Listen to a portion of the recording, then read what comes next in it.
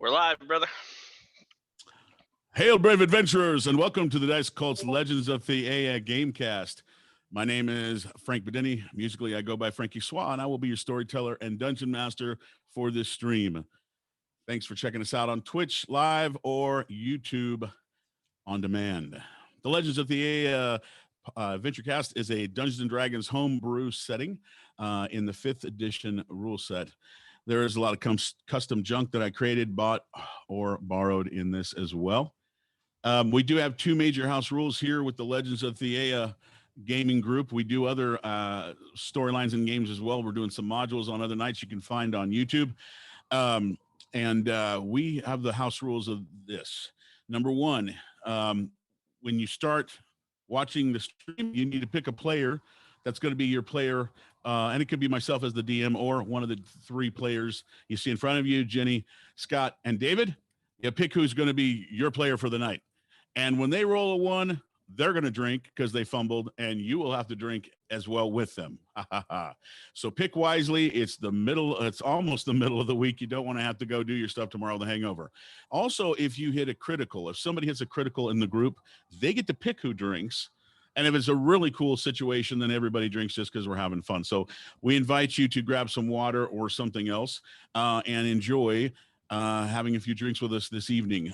We were doing Fridays. It just got a little bit too crazy for us. And so we moved over to Tuesdays.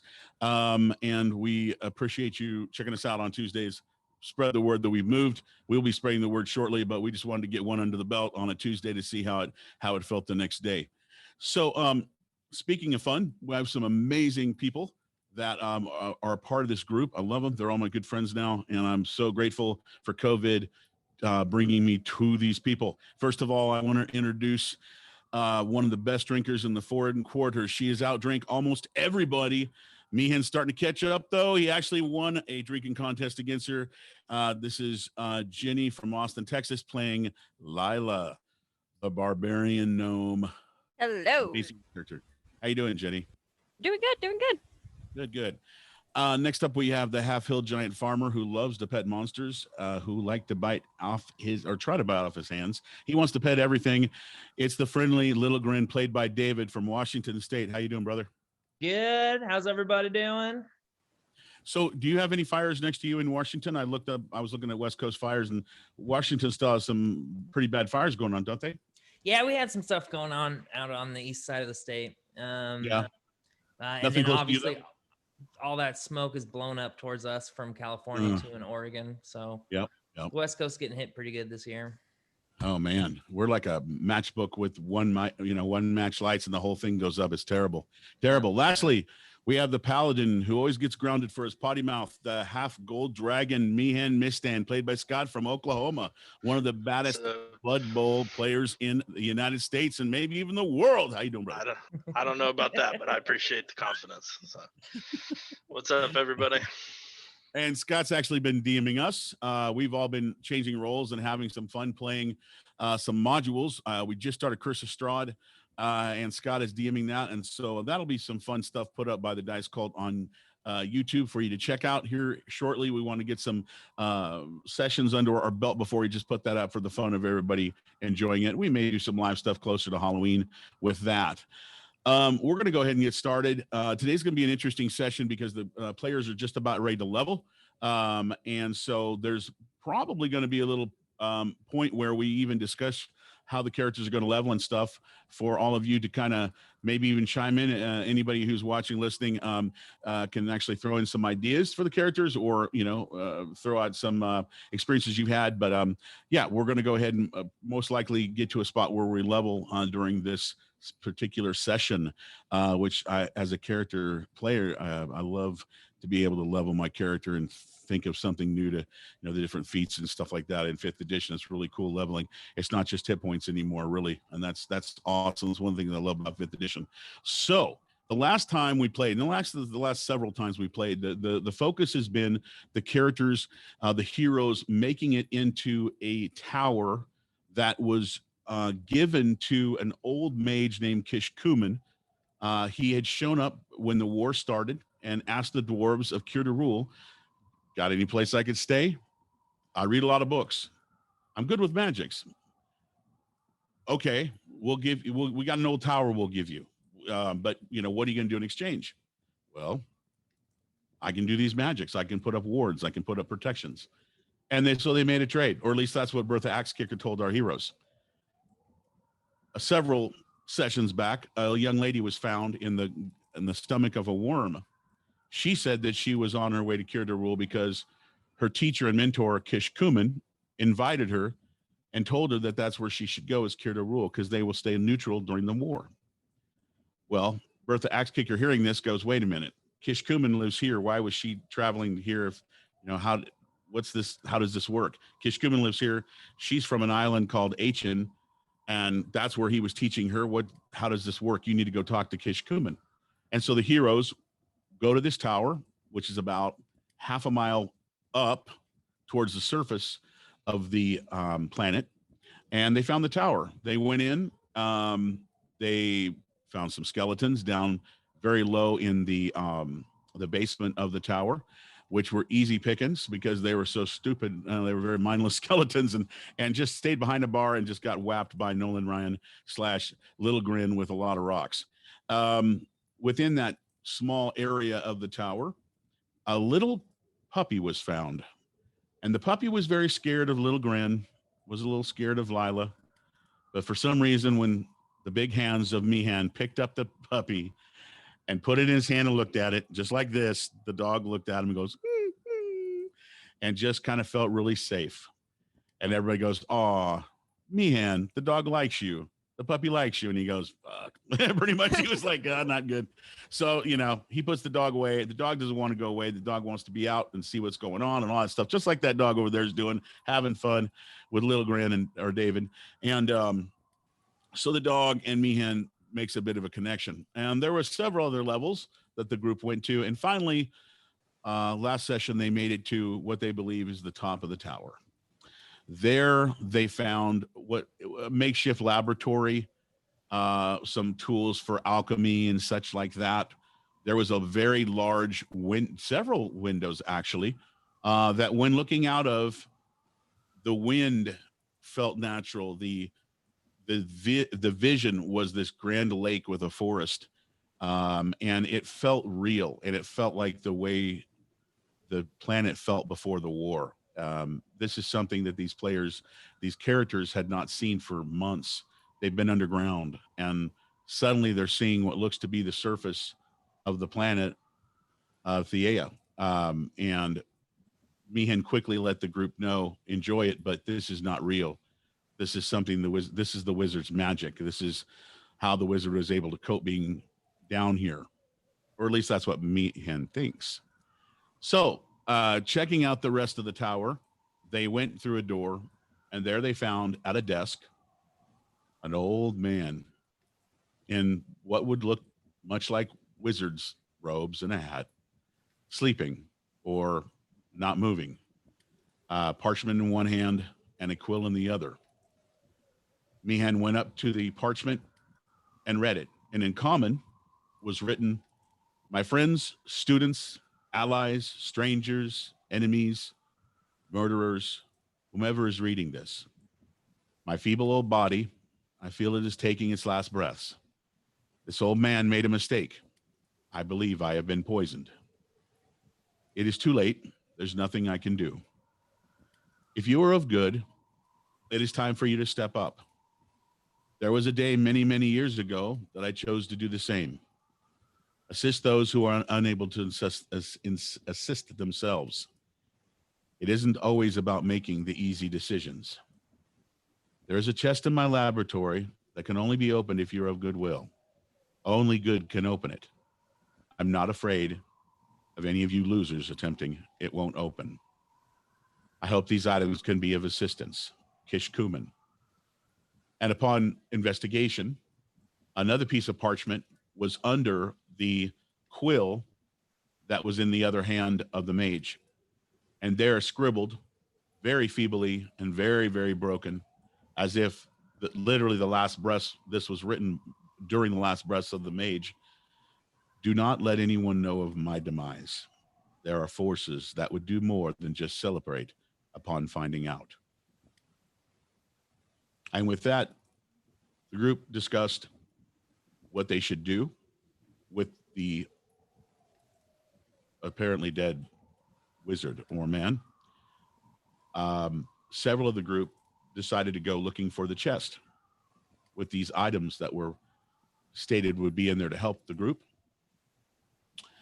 Meehan was very insistent that it would be a good idea to possibly even bring the body back to the dwarves, specifically Bertha Axekicker. But then he thought perhaps it would be a good idea to burn the body. The focus turned to the treasure chest, or to the chest, which ended up being a treasure chest. It was easily opened by Little Grin, correct? Or was it Lila? I believe it was Little Grin opened it. I believe so. Nope. Yeah. Yeah, okay. That's what I remember. So He's the best the of chest, us. yes.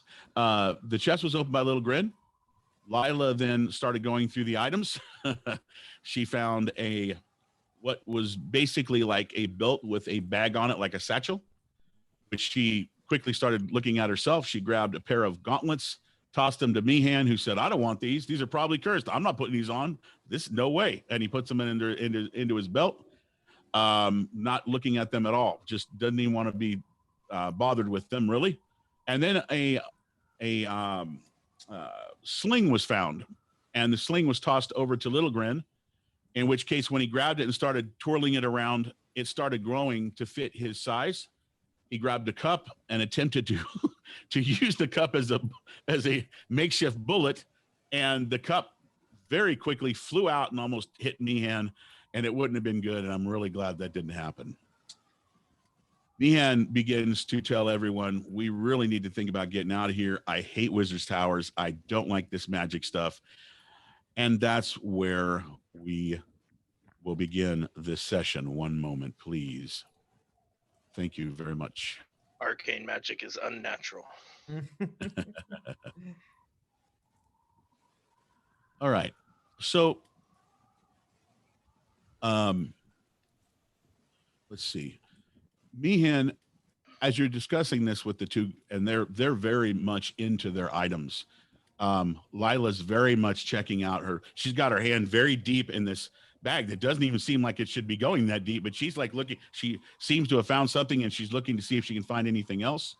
And you still have Little Grin still checking out his sling, and you're going, we got to go.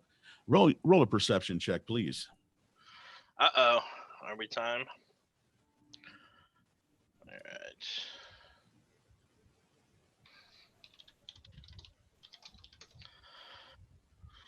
I'm monster 11.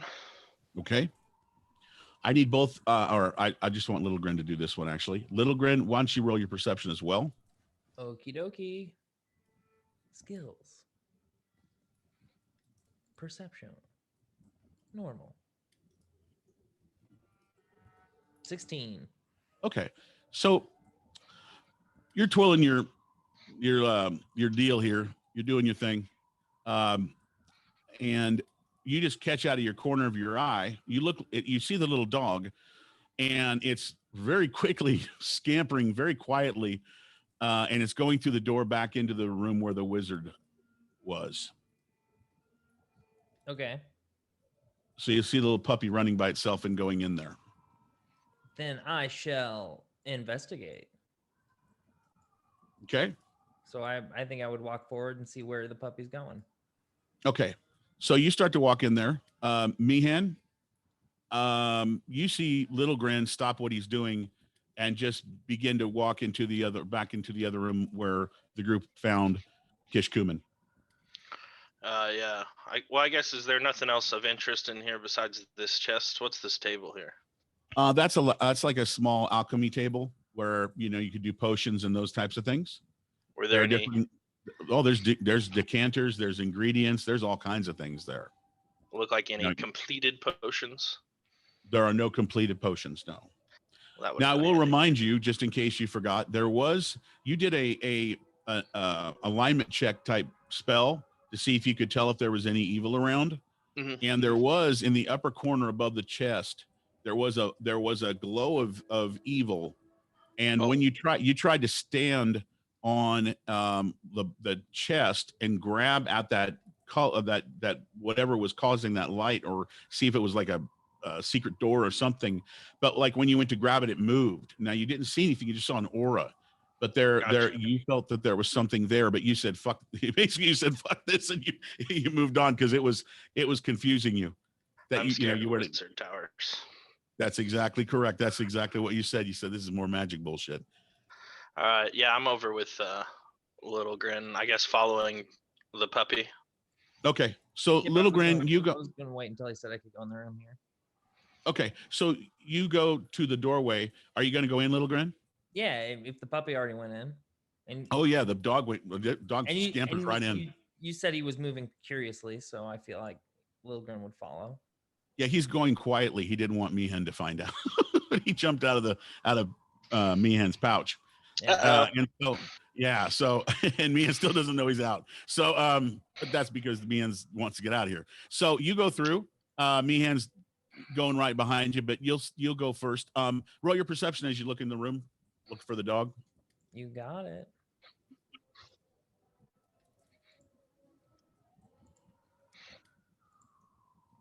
I got a 10. Okay, so you look around in there in the room, and you do not at first. You don't see the dog immediately. Okay, you're looking around. There's quite a bit in this room moving. There's the wind from the window. There's a lot of tables. There's that big alligator on the left. I mean, there's a lot of stuff going on in there.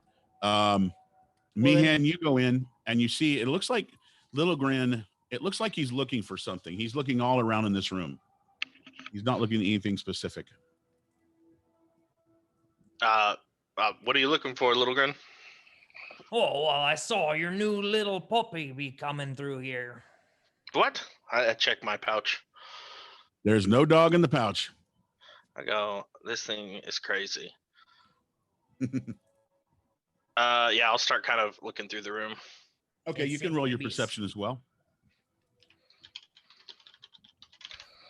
Oh. Come on, big number. 5.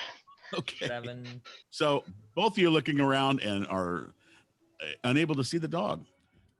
Lila, you got your arm deep into this bag, and you look and you see the rest of your crew is not in this portion of this level of the tower. Are you going to go into the other area?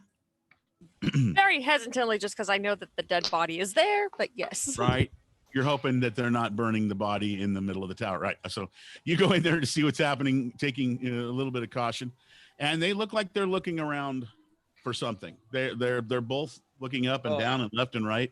At this point, I feel like we're like whistling, like come here. Okay. Oh, good. Yeah. No, Now you even hear No, you it's even hear as fine. you get to the door, you hear Little Grin whistling, like trying to make noise, like come here type things.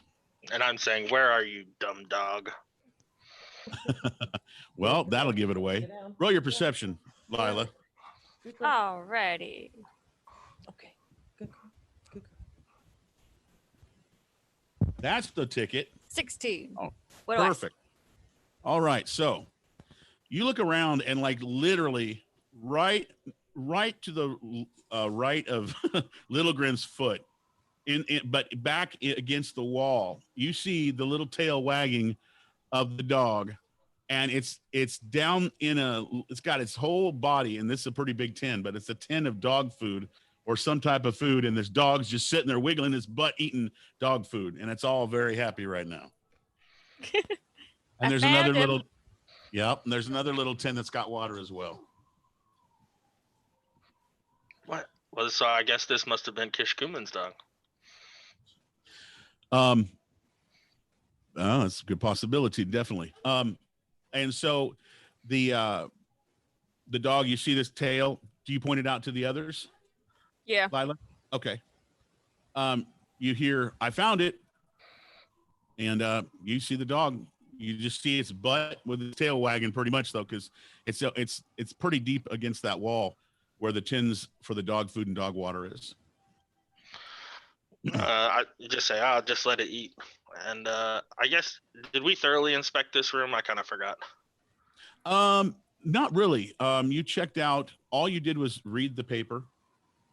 looked at the quill and saw that there was a little bit more writing on the paper, the parchment, and that was it. I mean, you checked his pulse, the body's pulse. That was it, literally. Okay. I think we got distracted by the fact that it was, dead body.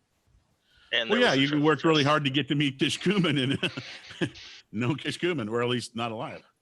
So I want to like pat him down a little bit. Probably lay out his body on the floor and put a blanket over it if he's still slumped on the desk. Okay. And then search through the room. Okay. He does have. There is a bed that's pretty close to the desk. So I'll Which move his body over there. Okay, great. That's a great idea. You do see that there is, and I'll see if I can point. You see where my little marker is right over here? This is the bed right here, and to the left of it, there's a little table, and there's some what I would call like crystals that look like they're shaped to represent something. They're in a specific pattern over here, and they're very nice. I don't see your marker, man. Yeah, we can't see your. Okay. So to the left of the bed, you see where David's got his marker. Yeah. Yeah. Sorry about that. Okay. No, you're fine. I remember can't see disabling your that, and now I marker. wish I didn't disable it. Damn, damn if you do, damn if you don't. So yeah. So anyways, these are some crystals that are really ornately shaped. They've been carved really nice, and they must stand for something. But what they upon initial look, you don't know. There's a lot of books over here next to me and next to your where your token is. There's quite a few books. There's this large gator up here. There's a few boxes which you can investigate if you want as well. Yeah, I'll look through those real quick. Okay. The books all seem to be like diary type stuff. Like I'm in the boxes. Okay. You open one box and you find what would be the equivalent of a smoking type weed. You see a pipe. The Wizards. weed. Yes, there's two different kinds of smell coming from it. One smells like regular old smoking weed, and the other one smells like a little bit of the old wacky weed type smell. So there's a little both skunky. Some Yeah, it's a hobbit, little skunky. some shire weed. Yes, I love that in Lord of the Rings I love that little point right there that they do in the movie. So yes, you find that pipe with that stuff in it. The other box has quills and pen stuff, basically the tools to use to write scrolls up, like ink, feather tip, like quill tips and stuff like that. Meehan, while you're there, why don't you roll another perception check?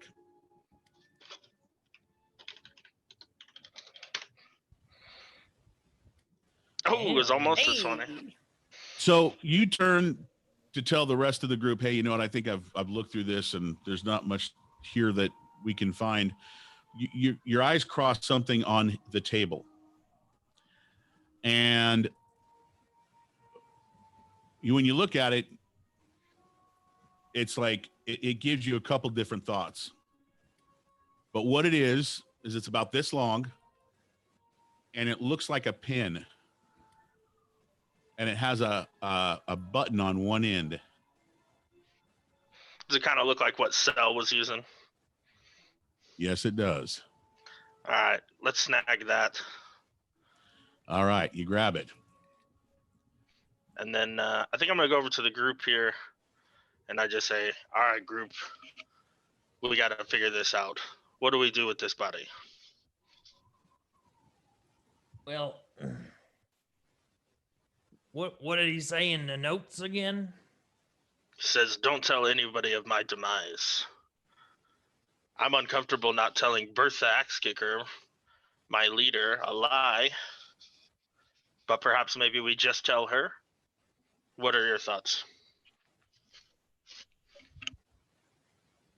I look over at Lila.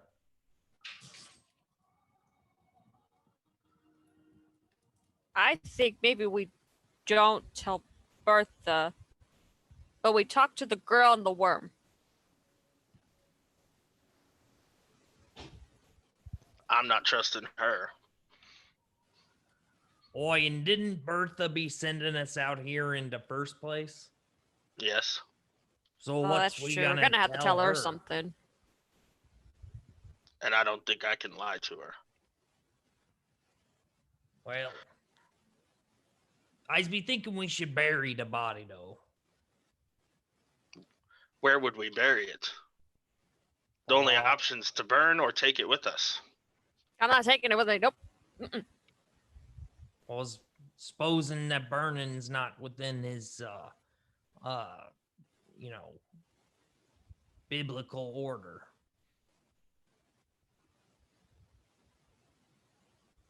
I kind of look through the books to see if I can find any religious texts. Okay. You go through the books in this level, which we know there's another level that has way large amounts of books, but in this But level, I look at the ones that look well read near him because that'd be his Right. religious. Right. Everything that you see that's here is based about alchemy and arcana, different types of magic, the different schools, how to invoke the different powers of the different types of magic, depending on the symbols that you use, the runes, the components, all that kind of stuff.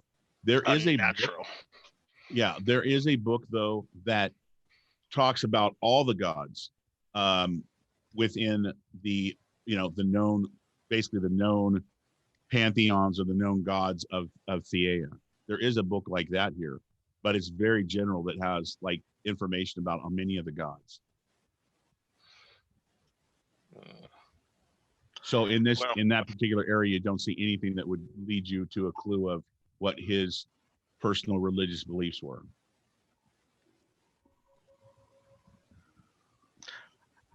I think the move is I'll perform a little burial rite here and we just leave him in the bed.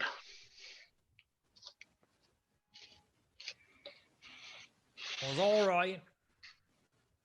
Everybody good with that? He's be the preacher of our group. All right, I go over to the base of the bed and just say a little prayer and cover his head. Okay. Sprinkle a little bit of that wacky tobacco on him. Okay. Oh, well. So he can take it with him to the afterlife. Now he's trying to get his spirit to come back. He's like, oh, I want to get stoned once more, Okay. So, no. Film full of holy water. You do that, and then you do a makeshift burial rites, and go ahead and roll your performance. And your religion, both. Performance first. Oh, you may look good, that's for sure. Let me see. I think I have proficiency in Nope, I don't. Okay, religion as well. Because I'm a terrible min-maxer like that. Right. Yeah, that was all right. All right, good. Okay, so you do a great job, and you feel that whatever his faith was you felt connected as if the powers that be were happy with what rites you performed. Little Grin, you hear a barking behind you, and more than likely, and you do as well, Lila. It's probably the little dog that is eating right now. Well played. Ambient noises moved into the gameplay. Hey, that's why you buy those $500 little buttons you push that makes a barking sound. Right? You remember to say you really upped your sound effect game. I'm so impressed. I think that's the only reason he gave us this damn dog, isn't it? So he can cover the background noises of his crazy dog. That ain't cool. That ain't cool. That ain't cool. That's not the reason that I gave you guys a puppy, was so I could blame it on my wiener dog. Now my wife's laughing in the background. She's laughing. Damn it. Oh, man. I think we nailed it. Yeah, it was pretty good. So, no, but you both do hear the dog barking behind you. Little yippee, yip, yip, yip type thing. I turn and look at the dog. All right. You turn and you see that the dog is it's like it's got its head down there like it's trying to grab something. Okay. I will use my perfectly average vision to look into the dark. All right. You want to get close to see what he's trying to pull at or what he's messing with? Sure, I'll lean down there. Okay. the You head lean has a down and you giant see that style. there's a pillow that has Okay. some kind of like embroidery on it. And then you also see that there's like a little something, like it's not hanging on the pillow, but it's kind of like laying on the pillow and tilted over because the pillow's being mauled by this puppy, like puppies do, right? Puppies always maul pillows and stuff. Well, I'll grab the stuffy and pull it towards me. As, Okay. You know, So you pull out this pillow. It's about this big, perfect size for the puppy. And inscribed on it, can you read common, Little Grin? I can read common, but poorly. All right. So you look at it, and inscribed in it, it looks like it reads Duffin. Dauphin, I declare. Duffin. Is little Grin French now? No, he mispronounces it. Doofins. Doofin. Look, it's Doofin. Yeah. All right. So Little Grin grabs out. You also, when you grab that pillow, something drops. You grab it as well, and it's a little. It looks like almost like a wristband made of leather, and it's got that name Duffin or Doofin or Duffin, however you want to say it. It looks like it's been written in, like it's been burnt into the side of this wristband. There's like something hanging from it that's in like a diamond shaped, and it looks like a wristband or a dog collar. Well, I be finding this wristband and or dog collar that'd be saying Duffins on it. And the dog, as you hold it, that dog really wants to beat that pillow up, and it's on its hind legs going. It's me, hands. I be thinking this belonging to you, and perhaps this water bowl and food bowl be for the dog as well. Yeah, I snag. To take a closer look at that crystal. Okay, so you grab the wristband / dog collar thing, whatever it is, and it's basically it's a circle of leather. It's got a latch thing to keep it tight, tighten it and such, and it's just got a chain that comes down about this far, and then there's just it's made of metal, and it's just like a diamond shape, but you could work out that probably the indents in the middle are make a D. Probably that's dog's barking again. Wow, but it's That's like really Duffin rough. barking. It's like really it's really rough though. It's like a really ugly D. So more than likely, it's whoever did it didn't know what they were doing when they did that, but it's cute, and it definitely looks like the front of a dog collar. The dog's chest has like a little symbol on it, little emblem that hangs there. Well, I guess put the collar on the dog, and we'll gather up the bowls and pillow, and I'll put the dog back in his little pouch with his head sticking out. So are you putting it on, Meehan? Are you putting that stuff on the dog? Yeah, I'll put the collar on. All right. So when you put the collar on, oh my goodness, that dog starts licking you, climbs up on the top of your shoulder and just starts licking your face, your big, dragon face. And oh boy, it's just, it loves you so much. Duffin loves you so much, Meehan. It loves your scaly grasp. Apparently. So dragon drool on the edge of your lips. put it back in its pouch and collect up its stuff. I guess I look around for a minute to see if there's like a little jar of extra food that the dog likes. There is a bag that has right next to that tin that he was eating out of, or it was eating out of. Purina Duffin chow. Right. All right. Lila? Yeah, snag all that. Lila, you've watched them search and look around. Is there anywhere that you want to look in the room? Away from the dead body. Okay, so to your right, there are some pots, and as you look in this area, and you pick up the lids and look and stuff. It looks like it's dried foods like rices, that kind of thing, things that can last a long time, like beans, dried. There's some dried meat. There's some obviously there's some mushrooms, several different types. So that was like looks like that's his little pantry area where he kept his food and such. This high-level wizard couldn't conjure dinner. Right? He couldn't create food and water. Well, some people like old school, Fair he, he likes to go gather his own. He likes his garden. But is there any of the smoky smokes? The Smoky Smokes was found by Meehan. There are some jerkies though, like if you're talking about like Slim Jim type stuff. there are some dried jerkies that look really good. That doesn't look like anything. It looks like something that the dwarves don't have, but you would have seen on the surface. I'll take the jerky. Yeah. Okay. I All right, tell cool. him that I found the smokes over here, so if she wants it. Okay. I was just curious. I'm not going over there. That's near the body. Yeah. Don't steal the smoke of a dead wizard. Are you kidding? Yep. Utachi Jimenez. Okay. He can have it. He can have that one. All right. So you've grabbed the dog stuff. You're gonna take the dog with you. Obviously, this dog it sure seems like he was a new pet for Kish Kuman. You checked the room out. You found a few things, but nothing that of interest other than what looks to be a pin that you've seen Cell use several times in battle. So how are you going to get out? Well, I'm proposing that we walk. Feeling like kind of a moron, I make sure to go back here and I'm sorry, over here I guess is where it is. I go over and I want to make sure to grab those notes. Okay. Now, are you talking about the notes that he originally wrote? Mm-hmm. The ones you took out of his hand and it was written? Okay.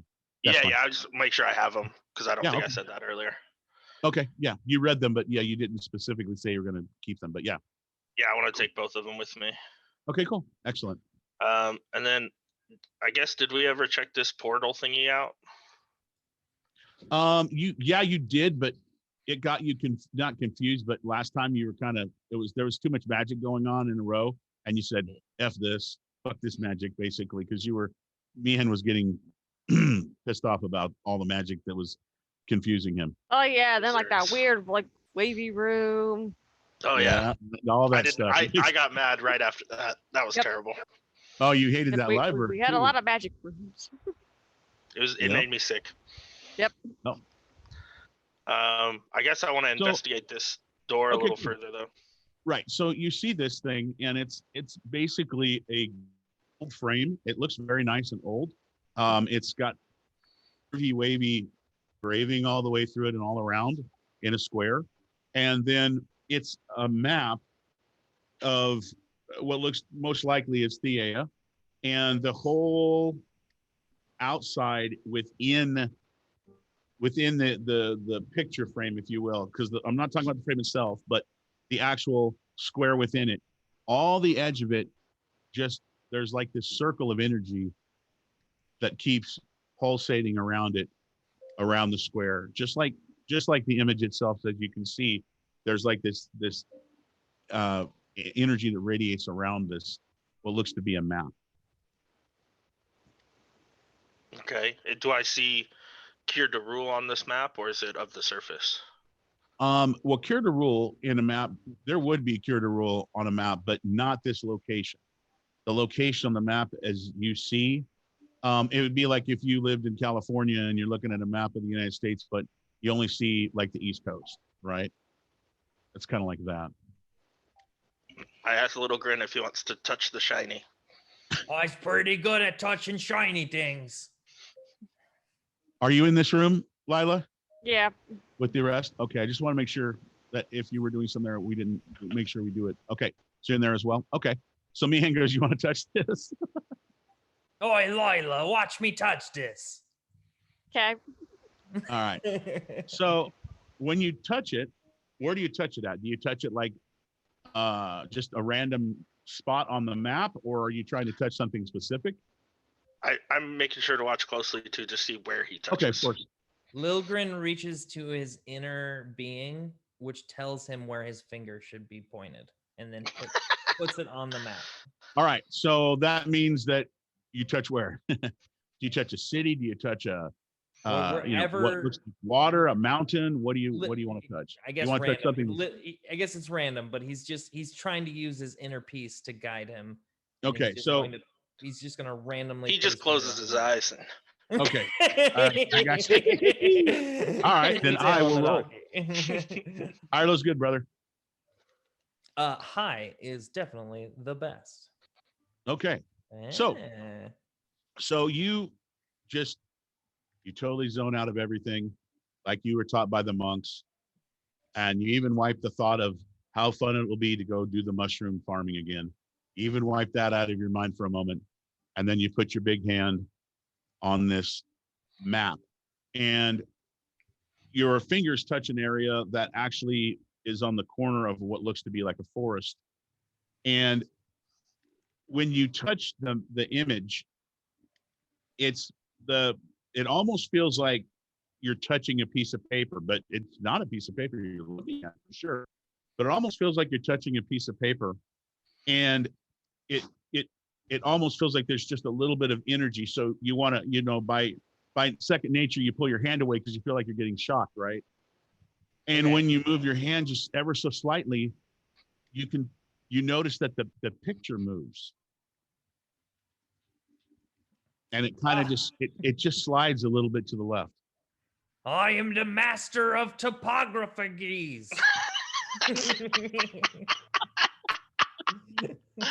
Get out. Get out.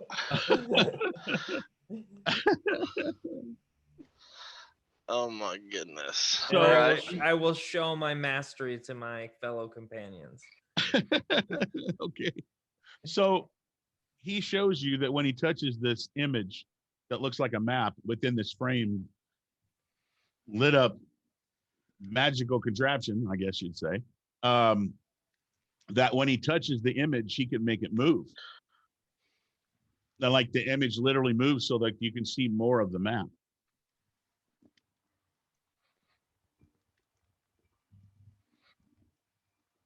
Okay, I put What are you both gonna do? hands in and I move both hands together. Does it zoom out? Like an iPod. The answer is that when you put your hands on and move it, it does not zoom in and out, but it does. When you move your hands, the map moves with it. Cool. Like the image moves. So like you can take it and say, like, let's say if you're looking at one continent, you can move it and you're in like this, or move it like this, or up and down, and you can see another part of the map. Cool. And it's got names of cities, it's got names of water areas like lakes, Meehan, you've traveled quite a bit in your time, and you're seeing him do this, and you're seeing parts of the map that you recognize now. Parts that you've been to, places where you had to look at maps to survive and get to other areas. I start looking for my homeland. Okay. Since that's a character arc for me. Use your let's see. Let's see, which would you use? Why don't you use history? Why don't you do a history check? Holy hell, okay. An intelligence check? Well, reading a map, you have to be pretty smart to read one, I think. Come on, little Grin, with the high IQ place. Oh gosh, history. What? That's not bad. 11. 11. Not bad Okay. with the -2. So as you're moving it, you squint, because it's not a big. I mean, this map is not, the writing isn't huge. You kind of squint and look at it, and it's like, I think this is my spot. And you see a spot that looks like, it probably was your homeland. Oh, he's found me home. And okay, and then I'll look over back to the group. Can you tell me how to get here? I have no idea. I guess I'll go check out the map too. Okay. All right. So you go over to it to get a better look, and Little Grin's just sitting there moving around, and this map is moving around very easily. It's completely another magic item, Meehan, that just makes you think, more magic. But this is interesting to say the least. Can we try like double tapping somewhere? Does it take us there? Well, you can definitely attempt to do something like that. I Where do would that. you? Where Little Okay. Grin's pointing his homeland is. Okay. You're gonna go to my homeland. Yeah, We this will are be now. This will be a real short adventure if that happens right now. Let me tell you. When you go, you go over to that area, and he points out this is where he thinks he's from. And you're going to double tap it, Meehan? Yeah. Okay. You double tap it, and it starts to just barely light up, and then it fizzles out, like the name fizzles out. It was like just starting to glow. Okay. Well, then I want to maneuver the map around to see if I can't find Cure to Rule.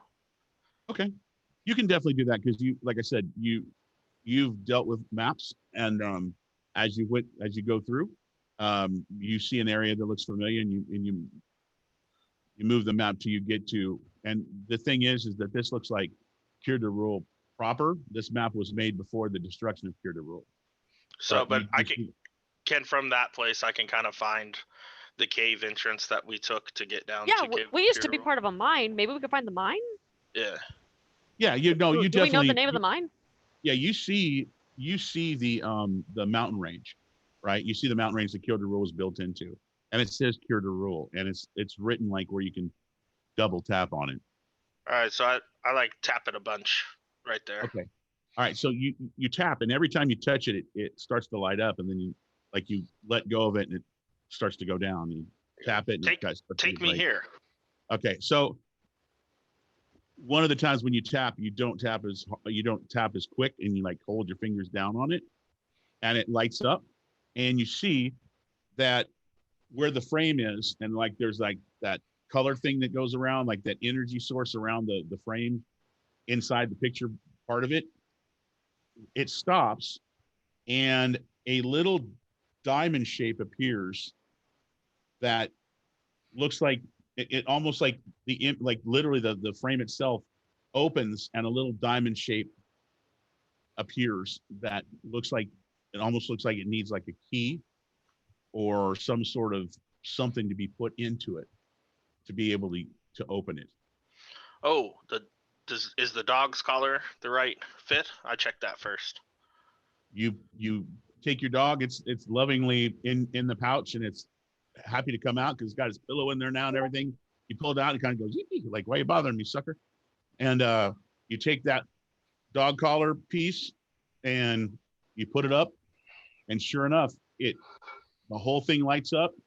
And to the right of this image, right, like straight ahead from Meehan's token against that wall, these blues and greens start to swirl, and they start to swirl bigger and bigger and bigger, and they make about a 6x3 portal. Oh, right on. So let's head on through, I suppose. Well, what you mean? And you suppose you just created a magic swirly door? I step through. Oh my! Meehan just goes, okay, I'm getting out of here finally. Okay, so Meehan disappears. Are you going through, Lila? Yes, but as I'm walking through, I've just been like, the one guy who hated magic is gonna trust the magic before any of us. I just want to get out. I'd rather die than stay in this Lila's like- godforsaken tower. That was great, Lila. Unnatural magic. Little Fine, Grant, let's done with this. Going in. the rest of the group is left through this swirly derby, as you called it. Are you going through as well? Well, yeah, it's gonna be spookier by myself than in the magic You know what? tunnel. I bet you're right. So you go through the swirly dirly as well. And just like before, as I explained, when you go through this portal, you lose your stomach for a moment, just like that feeling of flight when you take off or land. If you get that loss of your stomach for a moment, and then you feel just a bit of weightlessness, and then all of you feel like you're on unsteady ground. And I need all of you to roll a dex, or I'll just do a regular dex saving throw.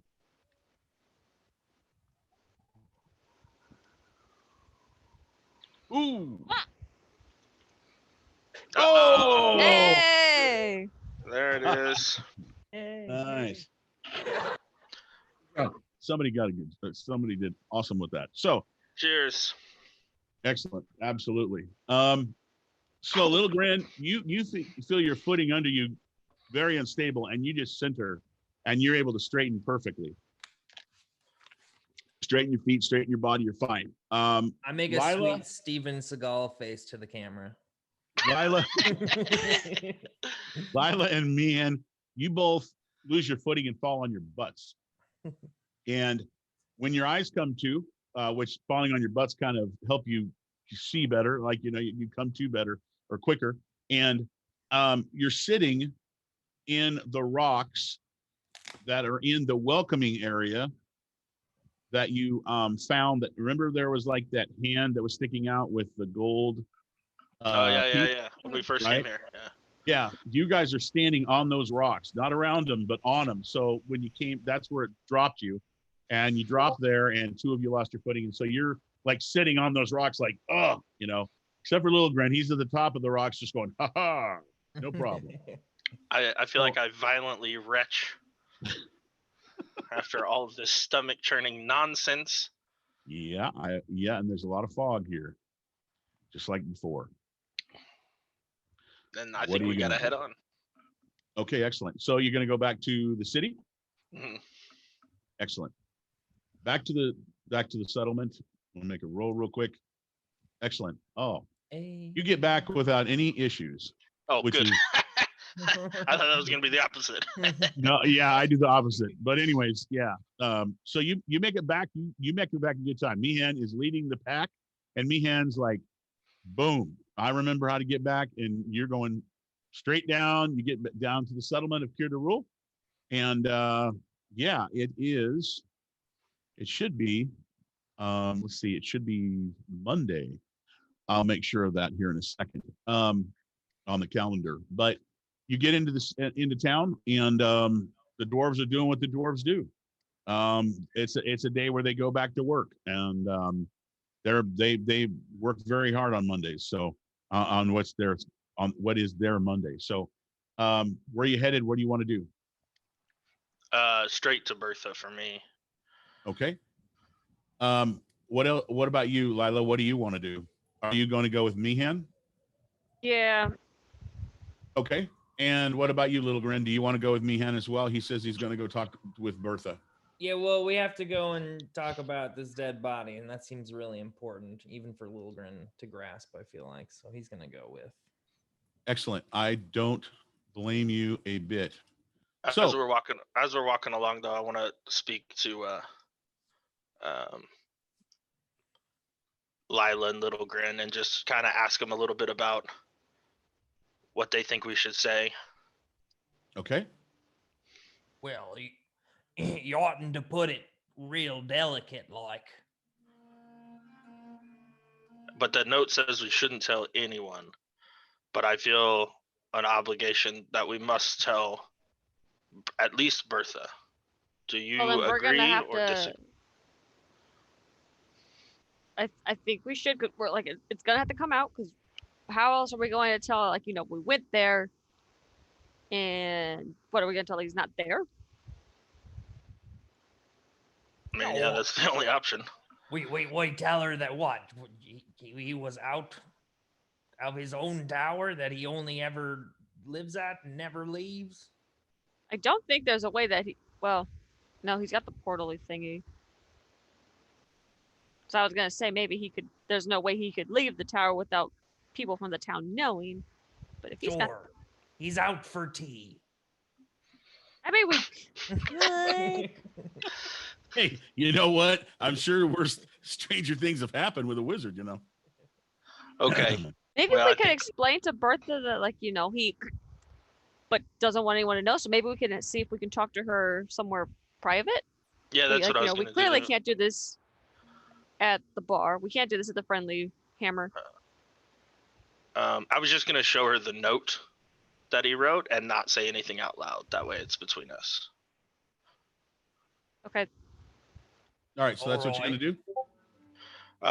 One more question, though. Should we say anything about the portal? No. Okay. Yep. So we're good. Let's head to Bertha. Awesome. All right. So, it is. It would be morning. Monday morning, or what would be our Monday morning, and so Bertha would normally be in the leadership's building, if you will, which is on the northern part of. I'll pull up the map if I can find it. Let's see here. I think this is the right one. Haven't been here for a few sessions. It'll come up in a second, I'm sure. Let me know if you don't see it here in a second, but it should be moving over. Does everybody see it? Yes. It's the building that's right behind that circular one where I told you the dwarves are that tell time. They keep time for the dwarven community. All the way up north here, and then you said Yes. behind it. What does that mean? Yeah. To the west, to the east? It should be to the west and behind it. This one? There's like you see where there's like those the little guard. Where our cursors are, right? I'm not seeing the map for some reason. It's not coming up for me yet, but I'm sure it will at some point. But yeah, it's the ones. There it is. All right. Yeah. So you see, yep, right there, and to the right of that. Yeah, up here. This one right here. Yeah, that's exactly correct. I thought Yep. that was the time telling building. No, this No, is the time telling. The time telling building right there. Oh, okay. That's the stage, and then that's where the dwarves live that tell time, right behind it. So yeah, so we head straight up there. okay, great. Okay, so you make your way there. On the way, as normal, you're going to have several dwarves stand in your way and ask what you want. We wish to speak with Bertha Axekicker. Oh, really? Well, now, one moment. Do you have? Does she know you're coming? Yes. She does. Well, you're going to have to wait here, and let me check on this. Do the And dwarf guards know who I am? Dwarf guard. Oh yes, they know who you are. They absolutely know who you are. But these guards, when they work this area, you know as well that just because you know doesn't mean you just get to walk in on the five. No, it's fine. The five that work. You know, if they're doing a council meeting, the last thing you would want to do is bother them. Of course, maybe that's the right thing to do in this case. But one of the dwarves turn around and goes in, and it takes about 5-6 minutes, and then the dwarf comes back out and says, "You must wait another 10 to 15 minutes, and she will meet you." Where would you like her to meet you? I'll be right here. Perfect. I will let her know. And he goes and tells another of the dwarves to go in and when she's not busy, let her know. Is there anything you want to do for the next 10, 15 minutes, or you just want to wait for her? If not, we'll forward. Okay. I'm going to take that as we're going to forward. So we go. I sit down and meditate. Okay. So Super go quick. kind of shoot this shit, smoke some of that wacky tobacco the wizard had, all that shit. No. You hang out, and it doesn't seem to take that long. You've just been through an amazing little adventure, going up and down with weightlessness and dealing with, all this magics and stuff. And the settlement kind of feels like home a bit. It's very relaxed. Everybody's working and doing their thing, and this is kind of a normalcy that you just started to have. And after a bit, Bertha comes out, and she walks out with. She's got her usual entourage that starts. She comes out by herself, and then as she takes steps, here comes a dwarf, here comes a dwarf, here comes a dwarf, and they all stand perfectly behind her until she has 2 dwarves on each side of her. And she looks at the 3 of you. She nods, and she walks forward, and the other ones do not. And she says, "Meehan, what is the news?" I apologize, but we must speak in private. In private. Just Don't the tell 4 of me. us. Yes. She goes, Don't tell me there's bad news. We must speak in private, and that's all I'll say. She goes, Let us go let's go across the way to the inn here in this area. I think that we spoke outside of it once before. Um, and she takes you over to that spot, and I'll put her on the map where she's going to take you. She Yep. leads you over that way, and of course, her entourage goes with her, right behind her, and then you all follow. So as we're walking, I go, before we speak in private, I need you to look over these notes for me. Yes, And yes. I make it sound like it's just like expense reports and inventory. And then I slip her. And then I Okay. show her both notes as Okay. we're walking. Sure. So you hand those to her, and she's like walking, and she goes to look at them because, like you, she the way you came across with them, she's like thinking, okay, whatever, and or at least that's the way it comes across. Then you noticeably see her start to slow down. She looks back, and she makes a nod, and she says, "The rest of you stay out here. I'm going to talk. I'm going to talk to these three without you all being there. This is important." And they also, yes, ma'am. And they all move over to the side. And she goes, "Follow me." And she walks into the building. This is the badass place in town. This is the bad place to stay, best place to eat. As far as being fancy, this is the spot. And she takes you in, and she just points and she says, "I need a room."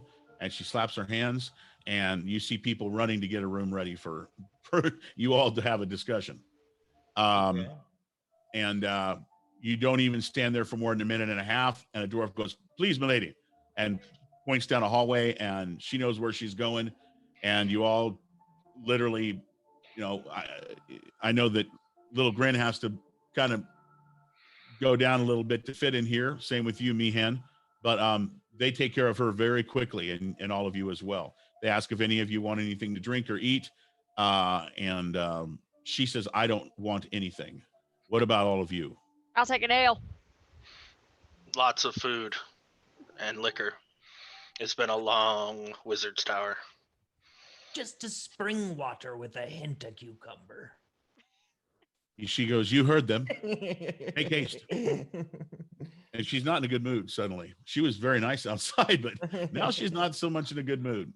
The door closes, and she goes, "Okay, what is this?" I don't think we should speak aloud of this. This is the note that Kishkumen told me to give you. And I kind of am, I bolster that sort of loudly. Kishkumen told you to give this to me. The note says she's dead. I'm just making a show of anybody that might be listening, very Right. obviously to her. Okay. She knows let me I'm see. lying. I'm laying it on Okay. thick. Okay, so let me roll to see if she catches that right Cool. off the bat, because she is like, "What the beep" right now. So Yeah. I'm gonna roll real quickly. Okay, she goes, "What you?" Yes, I see. And then I sort of whispered, we buried him in the tower. Who did it? What is? Do we even have any clues? Nothing further than this. Well, you may need to go back and search for clues. We searched the whole tower. You searched the whole tower? Must not have been much there.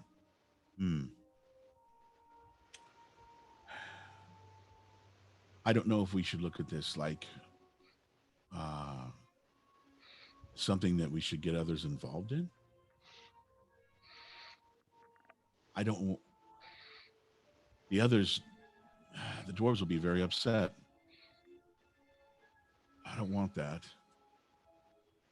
Well, he says not to tell anyone. He's dead. But I suppose he knows best at this point.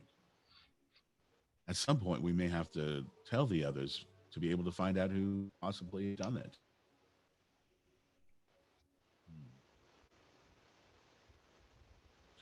Well, I really hope we don't have to go back in this damn tower. Well, Yeah, Did we, like, did we I'm gonna miss need something much more like drink and super much more food. obvious? How much you pay me this time? The door bursts open, and food and drink, as if it was a holiday, is now laying in a table in large proportions. It's literally a 3-person buffet, if not more. I mean, there's a lot of food. And All a different one kinds. dragon buffet. Right. So it's a glorious, quick setup with several different ales, a hard liquor. There's several different types. There's a flavored water and a non-flavored water. There is all kinds of foods. There is several different kinds of mushrooms. There is some dead frog legs, obviously, and living frog legs just ripped off the frog. I mean, the whole bit. And it's like all kinds of good food. We got we got legs still a hopping. Yeah, On the with table. zero decorum or manners. I apologize first to Bertha, and then I just lay into it. Okay. That was a rough time. I'm gonna Right. just I'm gonna grab a big old glass of that ale and just chug. Yep. I enjoy my cucumber water.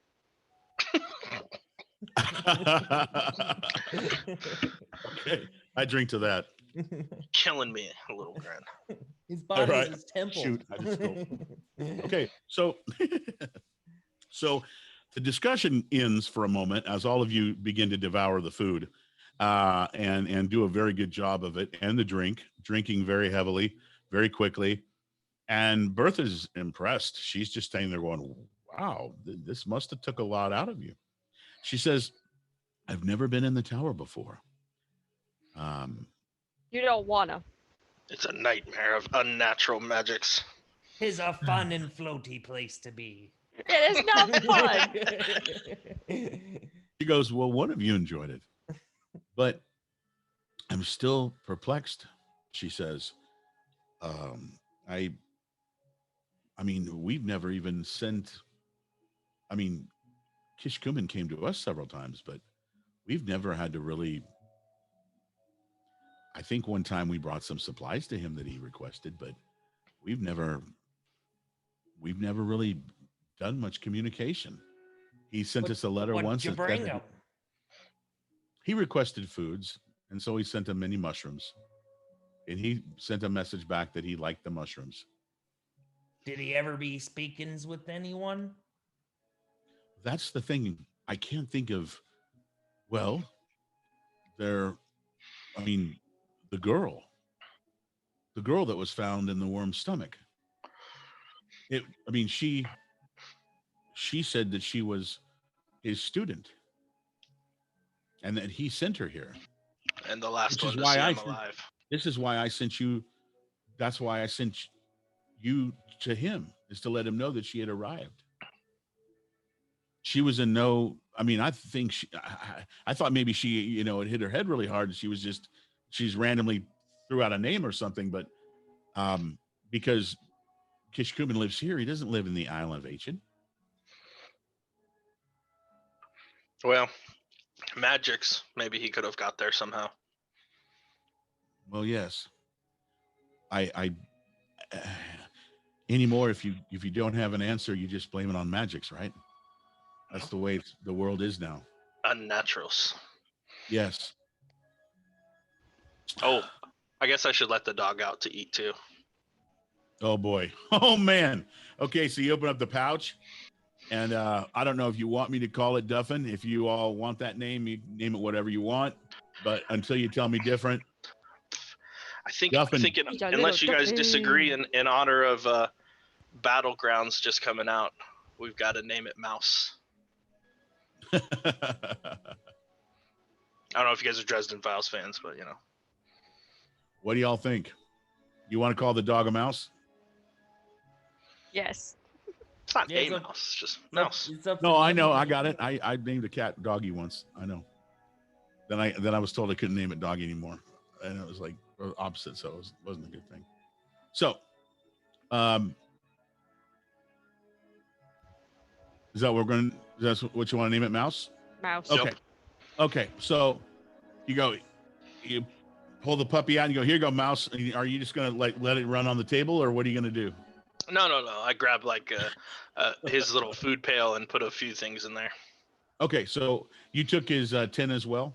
Yeah, I took all that stuff. Oh, you did. Oh, you took the whole thing. I just thought you took the pillow and the charm thingy. Okay. No, cool. and I got All the right. food too.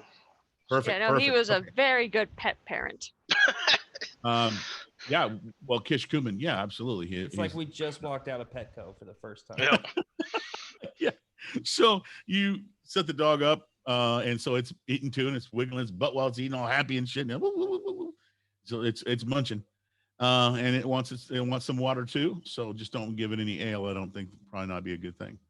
Not till it's full grown. Right. Exactly. And right before you go on an adventure with it, give it some whiskey. Boom. Or some mushrooms. Ooh. So. Dog mushroom. So you get done eating, and and Bertha, you take a good 10 minutes to refresh and renourish yourselves, or start getting on a good buzz, as in one of your cases at least. And Bertha, she actually comes over to you, Lila, as you're on your second drink, and she goes, that looks really good. And she goes and has a drink herself. And she shares a moment with you, drinking. Exactly. And I'm going to have a drink for that. She says, I do have many things to do. And this is kind of, well, to put it bluntly, this is kind of your thing now. So what do you think's the best thing to do? Well, we have to talk to the girl first. The girl. Yes. Yeah, from the one. worm. Yes, absolutely. That would make absolute sense. You should talk to her. Do you know anyone else that knew of Kish Kuman in town? Not that we wouldn't know. Do you know of anyone else? Yeah, I feel like we should be asking you that. Well, she goes, well, all of you must be drinking. I don't. I mean, I know the dwarves. They know of him. I meant. Let me put it in different words. You all live most of you live in the foreign quarters. At least one of you does, right? Well, I just wondered if anybody in the foreign quarters that you know of has had communications with him. That's all I meant. Not that we. I don't get to know everybody in the foreign quarters like I'd like to, she says. Not that we know of. You may want to ask around. You're saying that other folks could have gone and seen the Kish Kumans, but ye would know about it. Yes, of course. Okay. Excuse me. Yeah, that's what she meant. Okay, so she hangs out and has 2 drinks with all of you. She says, Mihan, I'm going to leave you in charge of this, and we cannot let this go unobserved. We must find out who, what, how, why. We need to find more information about the death of this fair man. If not for personally for my own soul, as he came here because he knew that the dwarven people were going to be fair to him, and they were going to be right when it came to the choices of war. And now to see this has happened, she goes, if at some point today I will weep because this has happened. I just have so many things and so many people that count on me. I must do those things before I sit back and feel this pain. As you command, we'll figure it out. Boy. Keep me in the know. If I hear anything, I will absolutely send note to you as well. Farewell, all of you. Enjoy the rest of your meal. It's on the house. Where's the girl? Oh, I believe the girl was given a place in the foreign quarters to stay. We'll go find You should her. be able to look up in the files, Mihan, and find out exactly which of the buildings she's staying in. Cool. Okay. Thank you so much, everyone. I appreciate it. If I need you for anything else other than this, I will let you know. But this is a great importance. And she leaves, but not before putting her axe up, kicking it, putting it back down, putting it up on her back and nodding and smiling to all of you as she does. And she closes the door to the room in the inn, and you got a bunch more free food to do what you want with and drink. It's a lot. Well, definitely get my fill, but not too drunk Okay. since I it's want- still morning time. I want to whisper to the party, real quietly, just in case someone's overhearing. Oi, my memory's not so good, but what do you think killed the man? I hand him back the note and say he thinks it was poison.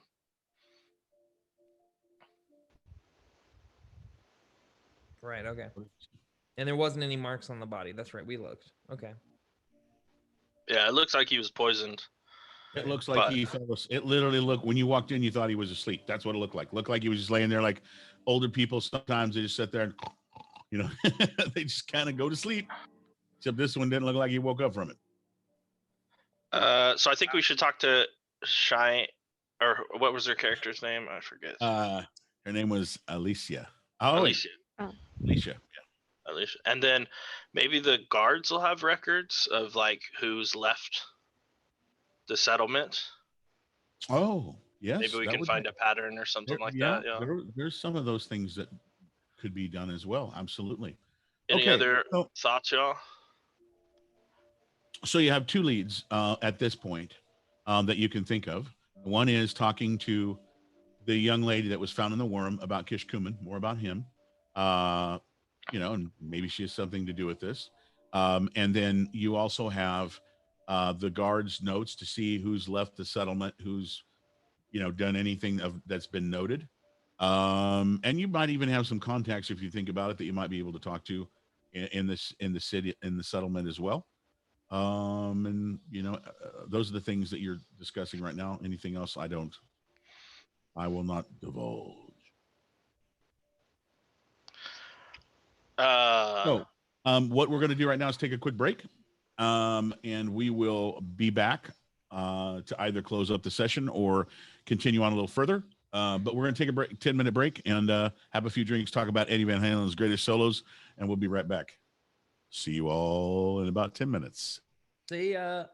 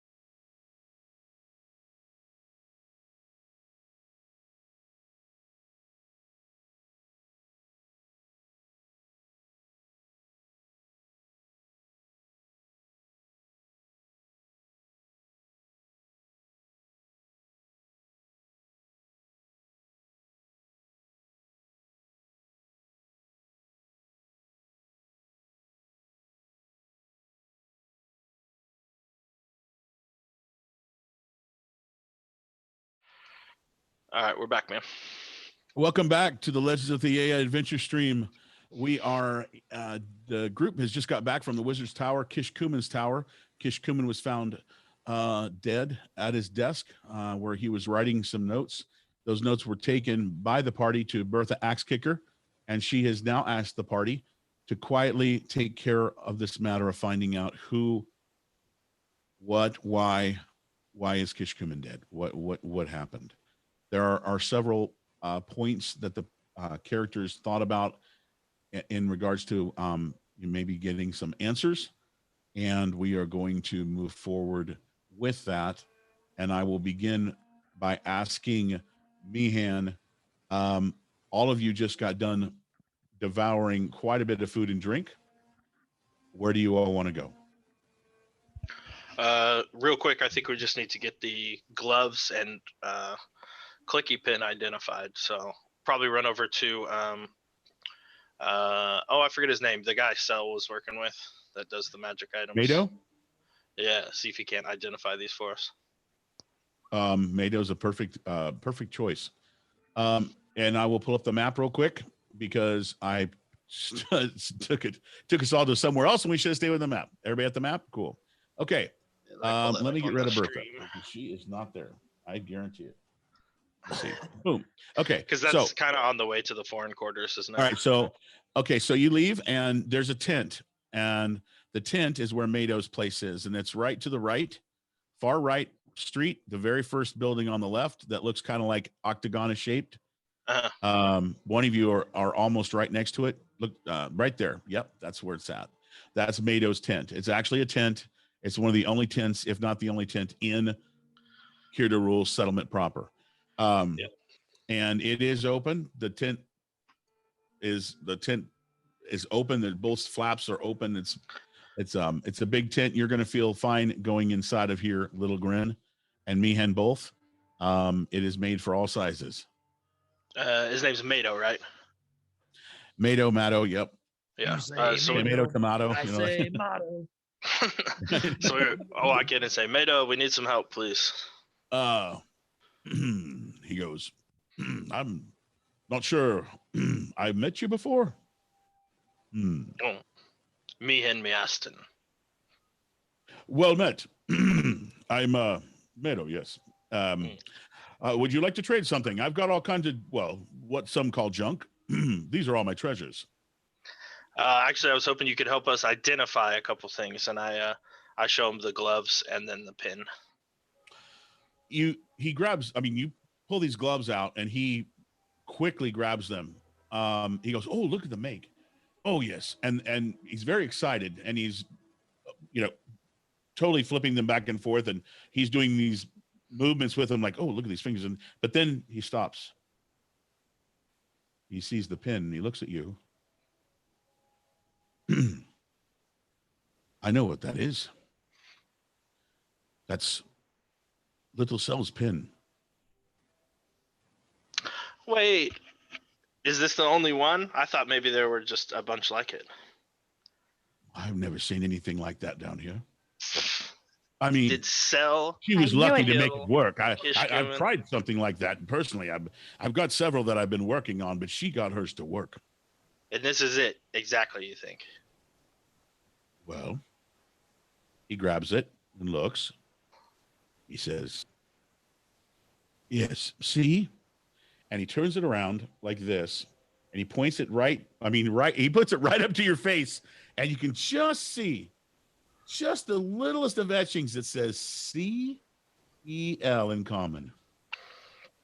Well, there was the clue. Now I feel like a moron. Thank you, Frank. I love when DMs make me feel dumb. My name's Mado. Who's Frank? There's several Frank dwarves in this town. What about the gloves, Sir Mado? Yeah, sir. Oh, you're too kind. Are they magic or just well made? One moment. Well, he goes, you didn't notice this.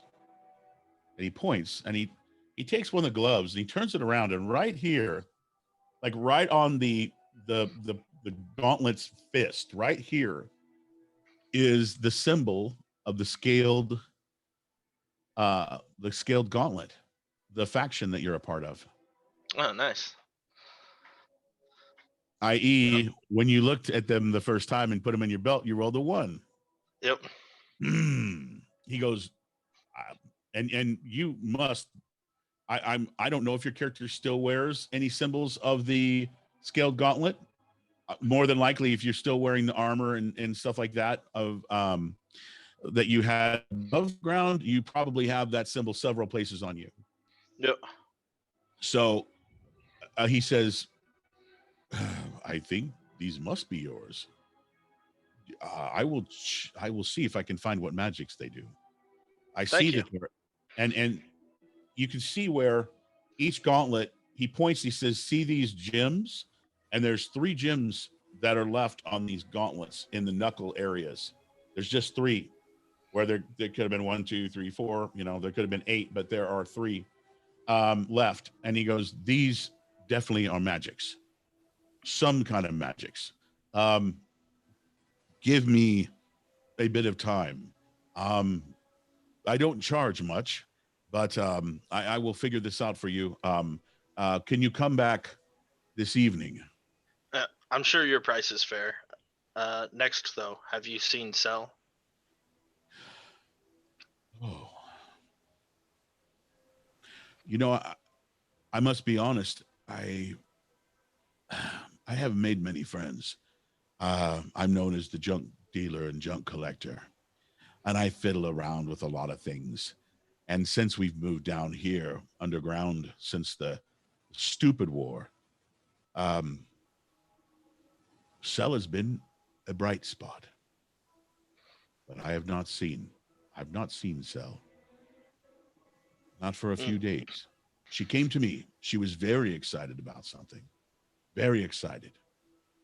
And it's the last I saw of her. Well, if you do end up seeing her, let her know I have her pin and wish to get it back to her. I will. And where did you find the pin? It was just out in the caves. Oh, I knew it. I told her not to go there. She wouldn't listen. And I promised not to say anymore. I cannot say anymore. Let me take care of this for you. I'll charge you half price. You're good people. She really did care about all of you. She's got kind of a bitey mouth though. She called me names all the time. I kind of got used to it. I called her names and made me kind of feel weird, but yes. We'll figure it out. Just come by tonight. Maybe we'll have a drink. Yes, I think I need a drink. Thinking about good old Cell. Yes. All right. Thank you. Oh, by the way, you, young miss, if you're ever looking for good weapons, I have quite a few that I might be willing to trade for you in exchange for some work or whatever, or a coin. Okay. Just will letting keep you that know. in mind.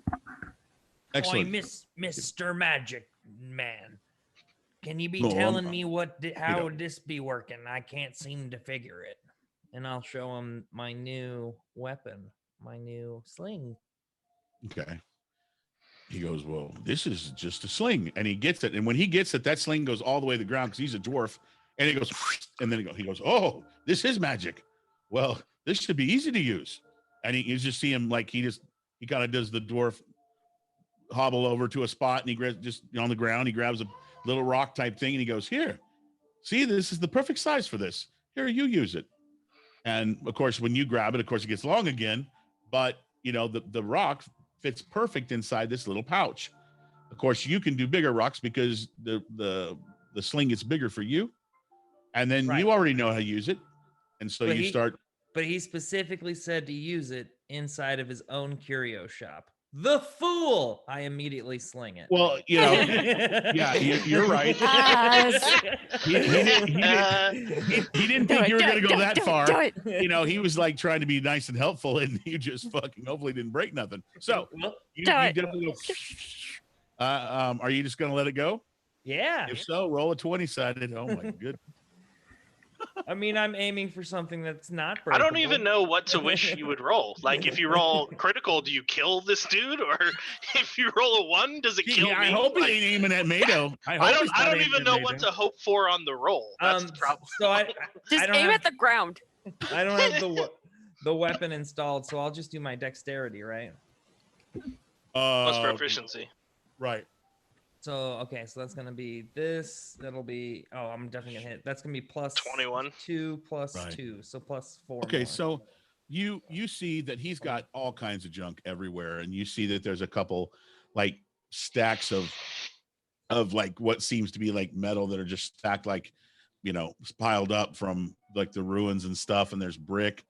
And you pretty much can pick any spot that makes sense that you want to hit. Like, I'm gonna hit that spot over there, and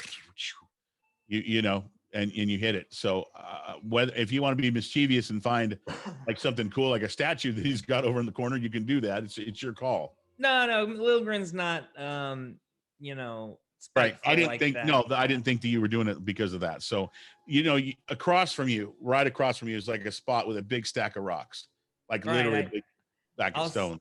I'll sling it at one of the rocks and then I'll exclaim, Oh, you fixed it. Thanks, me friend. That's what I do. I'm Mado. If you find anything that you want to trade that you don't like, let me know, and I may have something you like. That's what I do here. Come back, and I'll let you know more about these gauntlets. All righty then, me new friend. Yes, I am your new friend. And if you see Cell, let her know that I'm looking for her. Right before we leave, too, on a piece of paper, I jot down the symbol Uh-huh. and ask him to please make this into a brand, will you? Oh, well, if you want me to do and figure this out for tonight, I can do that today for you to have it tonight. The brand I won't be able to have. Yes. Now there may be a blacksmith. There's more than enough blacksmith dwarves here that would be happy to do this for you if you want to go somewhere else. Okay, I'll do that. But I can definitely take care of it for you tomorrow. It's your call. No, that's fine. I'll go find somebody else. Yes, they'll be looking for work that's not the usual. They'll love the fact that you're offering them to make something that's going to be considered some art for them. Yeah. Cool. In fact, he actually tells you. He goes, ask for Francis the dwarf. He's down where the blacksmiths are. Francis will be able to help you. Okay. He recommends someone. All right. So you leave the tent. And where are you headed? You're right next to the temple. As we kind of walk out, I pull Lila and Little Grin aside, and I'm asking, do you think we should even go find Alicia, or do we just hunt Emilise, Cell? by the way. It's Emilise. Oh, I knew Emilise. it. It's My bad. Emilise. Yeah, I looked it up. Well, No, she was you're only just there like- one night, so it's like. I was like, it sounded that sounded familiar, but that didn't sound right. I'm just like, what is it? I knew Right. I couldn't remember.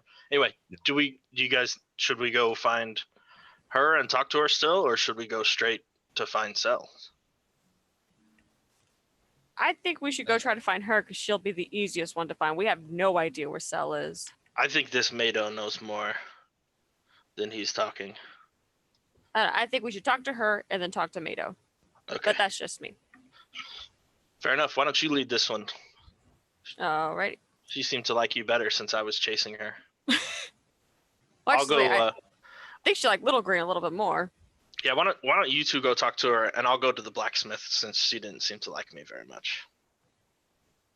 All right. Okay. That might be the smartest thing that me and you've done in quite a good time. Hey, In now. fact, I'm going to tell you Rude. that's such a good idea. That was such a good idea to the overall of this discussion that they're about to have. That I'm going to give you inspiration, my friend, because Oh, right on. you played it smart. That was very Hooray smart. for inspiration. Before we split You- up, Lila's gonna go right up to me and just like stick her hand out and just be like, "Notes, please." Oh, well, I want to. Yeah, I give him to you, but I wanted to ask real quick if you thought. Do you think we should show her that he's dead? She might freak out, but I'll leave it up to you.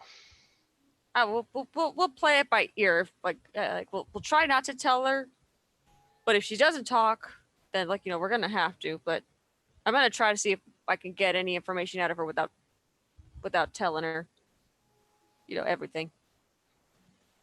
Fair We'll figure enough. it out.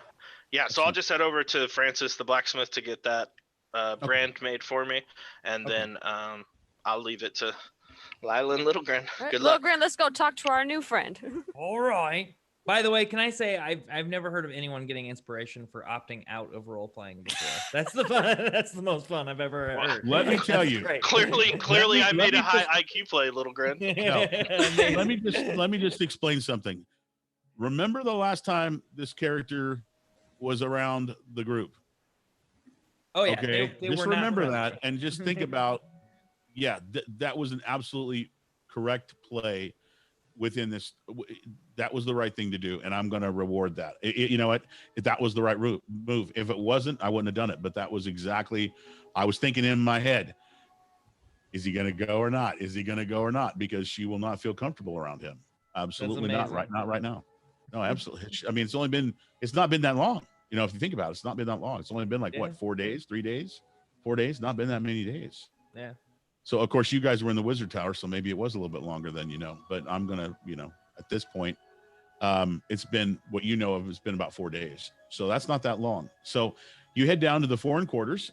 Now neither of you know where she's staying there, but you know that Bertha Axekicker said that she was given a spot to live in the foreign quarters, but there's close to 100 buildings down there, and they're adding more and more as more people show up.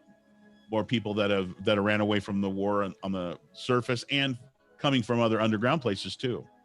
So where do you want to look?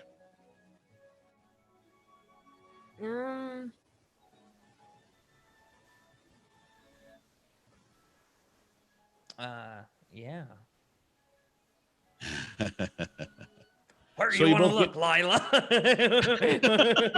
So you both get to the foreign quarters, and right on the edge of it, there's the bar as usual, the Friendly Hammer Inn and gambling hall, and then to your that would be to your left and to your right. I guess we'll go ahead and put the picture up since we're there.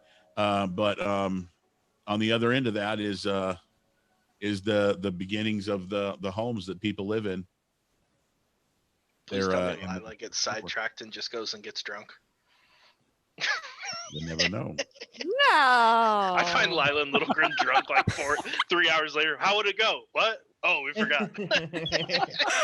Oh, right. That's a thing. But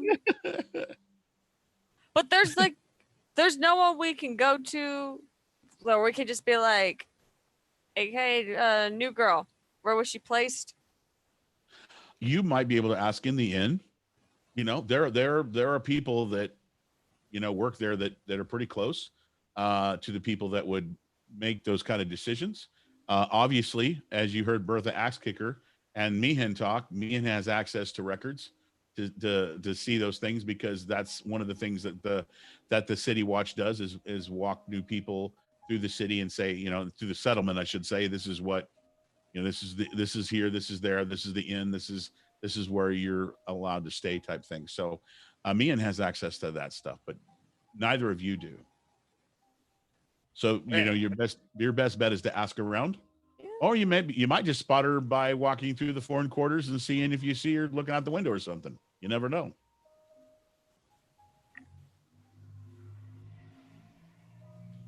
What you thinking, Lila? I kind of want to ask my boss, see if maybe he might know anything. All Good right. idea. Okay. So Yeah. go ahead. Sorry. No, I'm just like, that's what we'll do. Okay. So you go to the Friendly Hammer Inn and Gambling Hall.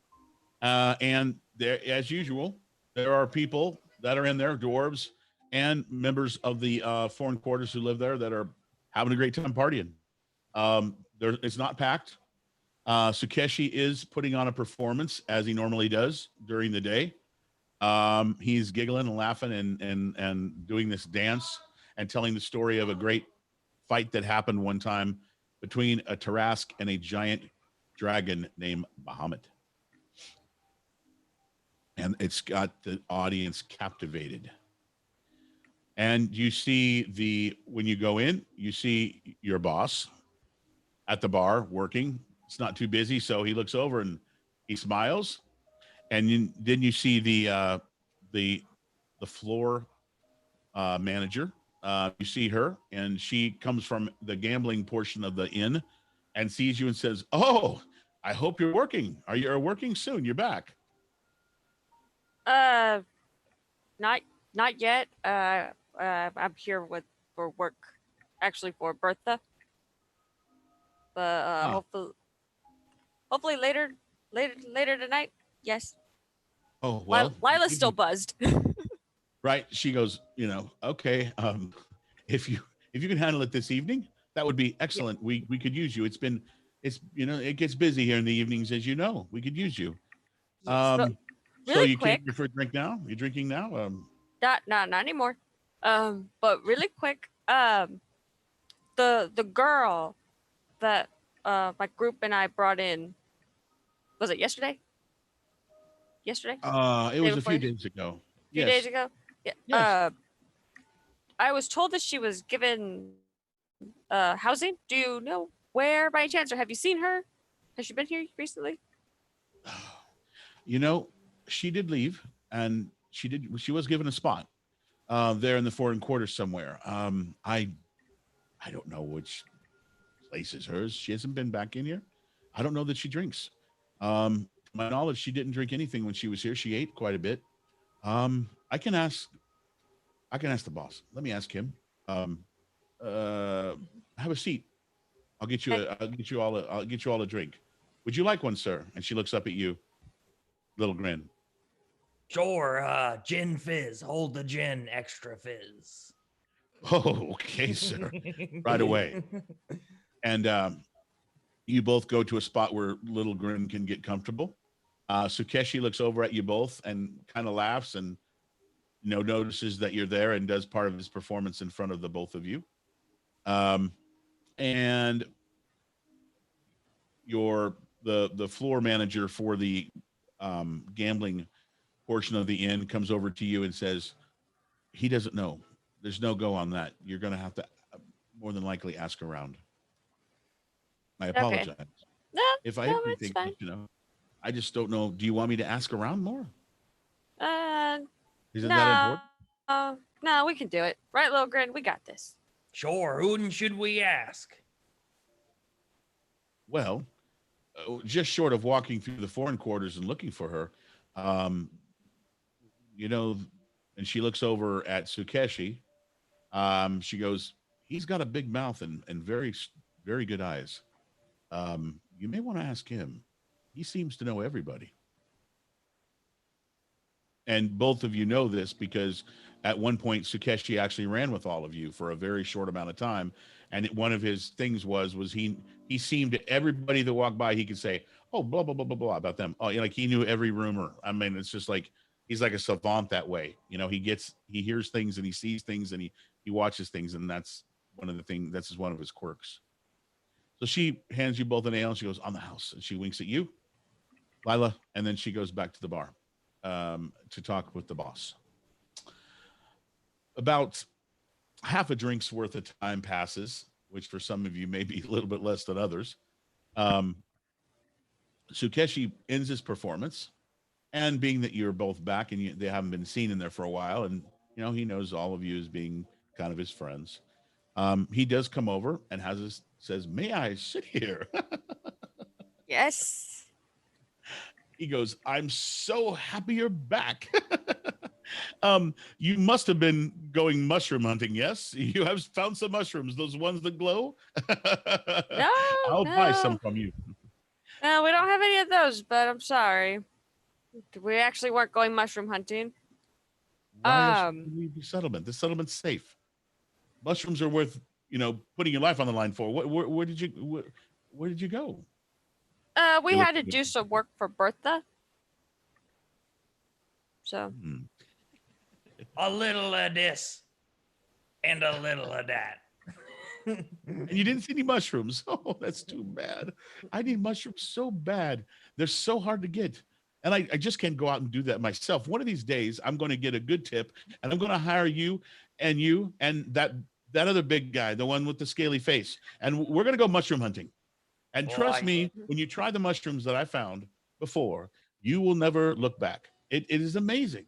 It's amazing. It's like you're floating on a cloud. I do like mushrooms. Good. He Yeah, laughs we're again. definitely keeping an eye out for them for you. Just I appreciate that. Sukeshi appreciates that. Thank you. He laughs again, his long hair in front of his face. hey, Sukeshi, you know everybody here, right? I know a little bit about everybody, I'd like to say. I've got good ears, good eyes. Do you remember the glowy girl? Evelise Emery. Oh, she wasn't here long, right? The one that I think she was very mad at you, or one of you, or some She of was you. mad at me, Hen. She wasn't she found in a worm? Yes. I think that's what I remember. Oh yes, I remember her. She moved. She's in the. They moved her to the friendly. This is different. The foreign quarters. That's where she's at. Right over this way. Mm, Do you reckon you could remember her address? no, but I think. Okay, so your friend with the wings. She's.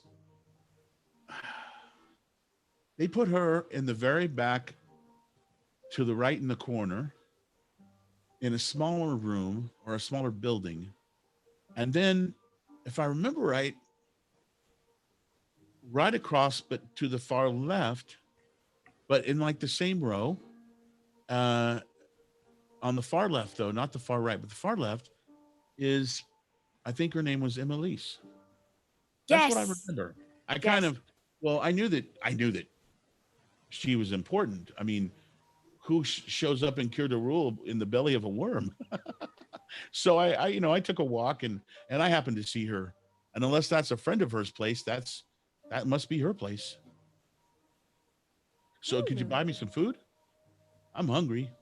Yeah. Call Okay. them. We're gonna get him a plate of food for his help. 'Cause Okay, He so is you- our friend. I appreciate that. I need if you ever find any mushrooms, I'll buy them off you because I really could use some mushrooms. And then also, like if you ever need any more info, just let me know. That's my thing. I know all kinds of things.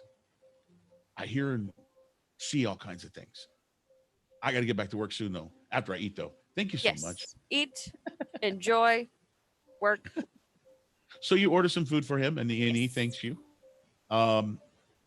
Are you both sticking around for a while, or and having another drink, or are you going to go investigate the foreign I'm gonna quarters? just finish my drink and then we will head out.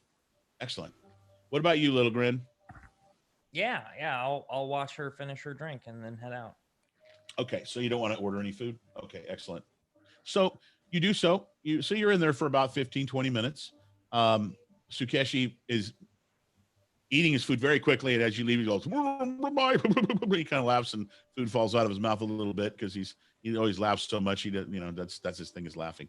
So he kind of laughs with food falling out of his mouth. You leave the Friendly Hammer Inn and Gambling Hall, and right across the street is the beginning of the foreign quarters. Are you headed towards Emilisa's place? Yeah. Okay. So you were told to go down to the end of the foreign quarters. That's how you explained it, the end of the foreign quarters and to the left.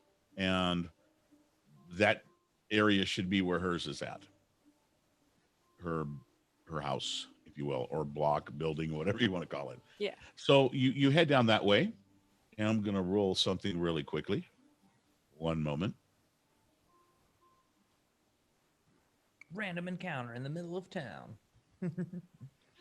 Oh, there's spiders everywhere. Man, another 8. Today's just a good day for everyone. Smooth. So you walk straight down, you see some people walk by you that you've never seen before.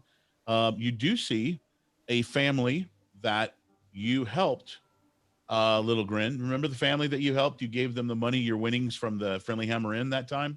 Sure. The very first session we ever had.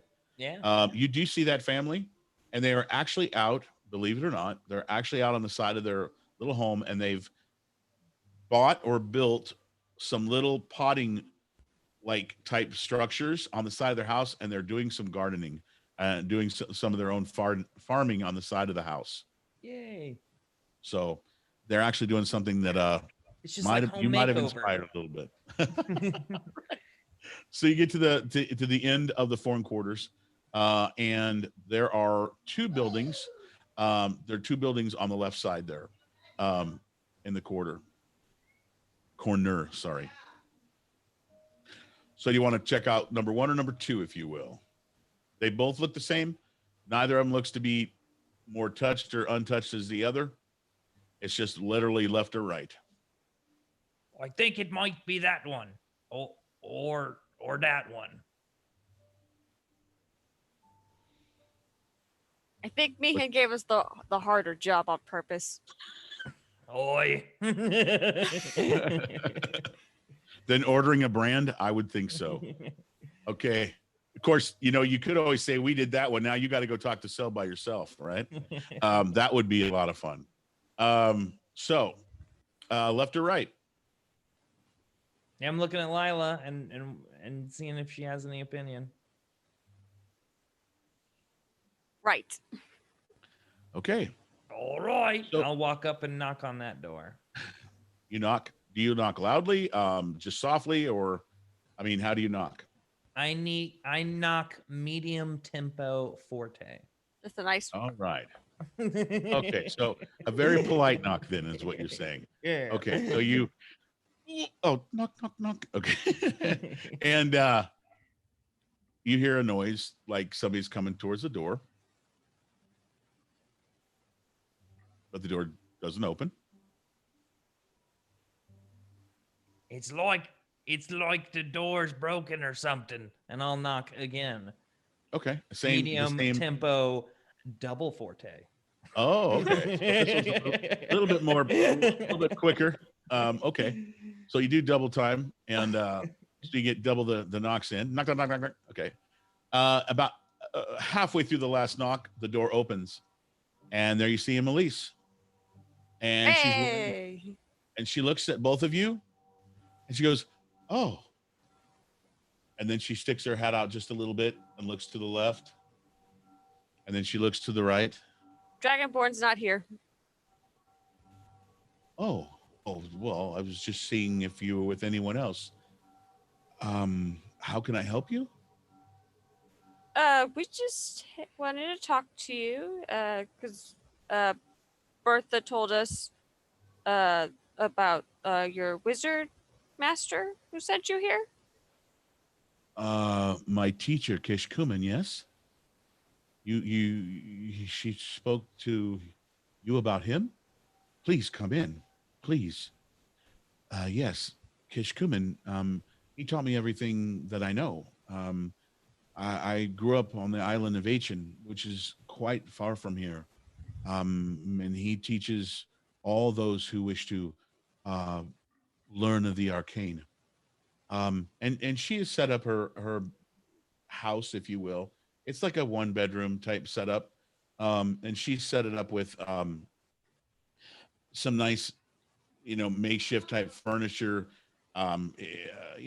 She's done the best she can with, they give everybody a little bit of money. And so the place looks like a home. She has several different books that look like magical type books, like spell books that are out, one big, one smaller. They're both open. You see candles. And she says, "Oh, the dwarves have a great tea. I bought some after trying it at the tavern. Would you both care for some? It's very good." I'm okay.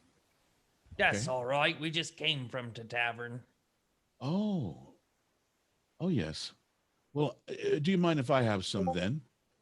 Speaking of Kishkumen, it brings warmth to my heart. One moment. And she just takes a few minutes to make a cup of tea and comes back. And she sits and she has these, they're almost like larger pillows They almost look like bean bags, but they represent they look more like a pillow than a bean bag, but they're like a bean bag. And she sits in one, and there's several others. And she says, "Have a seat if you wish." Okay, yeah, I So, go and I sink into one of them. oh yeah, and it's like you literally like, oh yeah. I mean, it's like one of those really comfortable things. Um, and she says, "So, what of Kishkumen? Please tell me. I miss him so." Um, how was he looking the last time you saw him? How is Health. he looking? Yeah. Well, he's old. He's very old. Um, he he doesn't get around very well. He's like that age where stubs his toe and he falls over, and he's very he's feeble, I think is the word. But health wise, he seemed okay.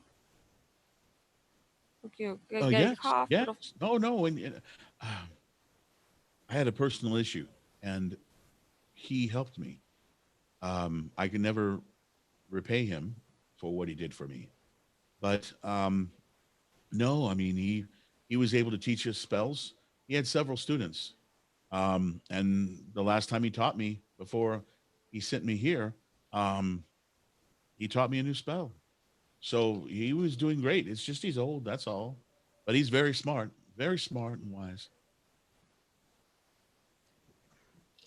Was there anyone around him? Do you think that might seem kind of iffy? Were any of his students kind of iffy? Boy, does he have any known aliases or enemies? She looks at both of you, and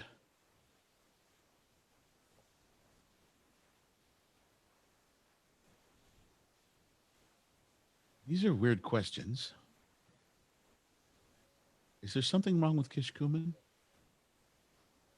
I mean, That's what we're I'm- trying to figure out.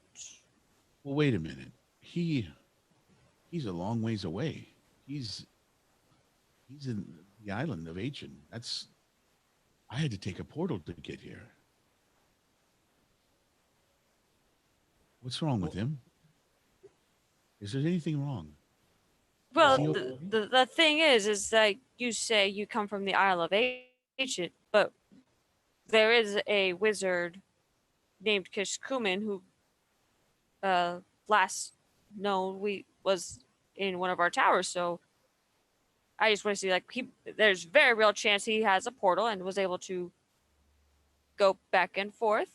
So I just want to I just wanted to see if maybe there was That makes total anything sense. that kind of realized anything around here. Where's the tower? Where's this tower here? I must go see him. It's not Yes. that You far, take but me. She starts to get up, and you see that she has a direct focus. Oi, she's- settle it settle. down now. We're not for saying he's here. We're just for saying that he used to be living near here. So he's okay, and there's a place that he lives at sometimes here, because I've known him to pop around from place to place. I mean, there are a lot of he's so old, and he's got a lot of enemies. He's not he's fights for the good, so the evil are always looking to take out the good. At least that's what he told me. So you need to tell me more. I need to know more about this. Well, we's be needing to know more too. Like you be saying, lots of enemies. Well,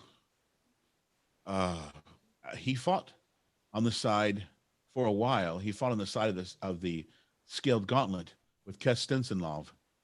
He was his main advisor. Kes Stensonlov is the leader of the Scaled Gauntlet. He was made leader by the men and women of the Scaled Gauntlet. But Kishkumen was so old that he would send him notices and give him advice from a distance, but he was too feeble. And so he just continued to teach and share knowledge when he needed. And he spoke of coming to Kyoto Rule. He said he might come one day. He said that's why he told me that I should go there, is because the dwarves would not fight. They would not pick a side. They would stay neutral. And that's where I wanted to stay. I did not want to choose a side and fight. I thought the war was stupid. And it cost me the only person I've ever loved's life. And so I'm here. Well, when was the last time you saw or spoke with Mr. Kuman? I spoke to Kish Kuman before he sent me here. I don't know how long that is because I don't know how long I was in that worm. But I don't think it was very long.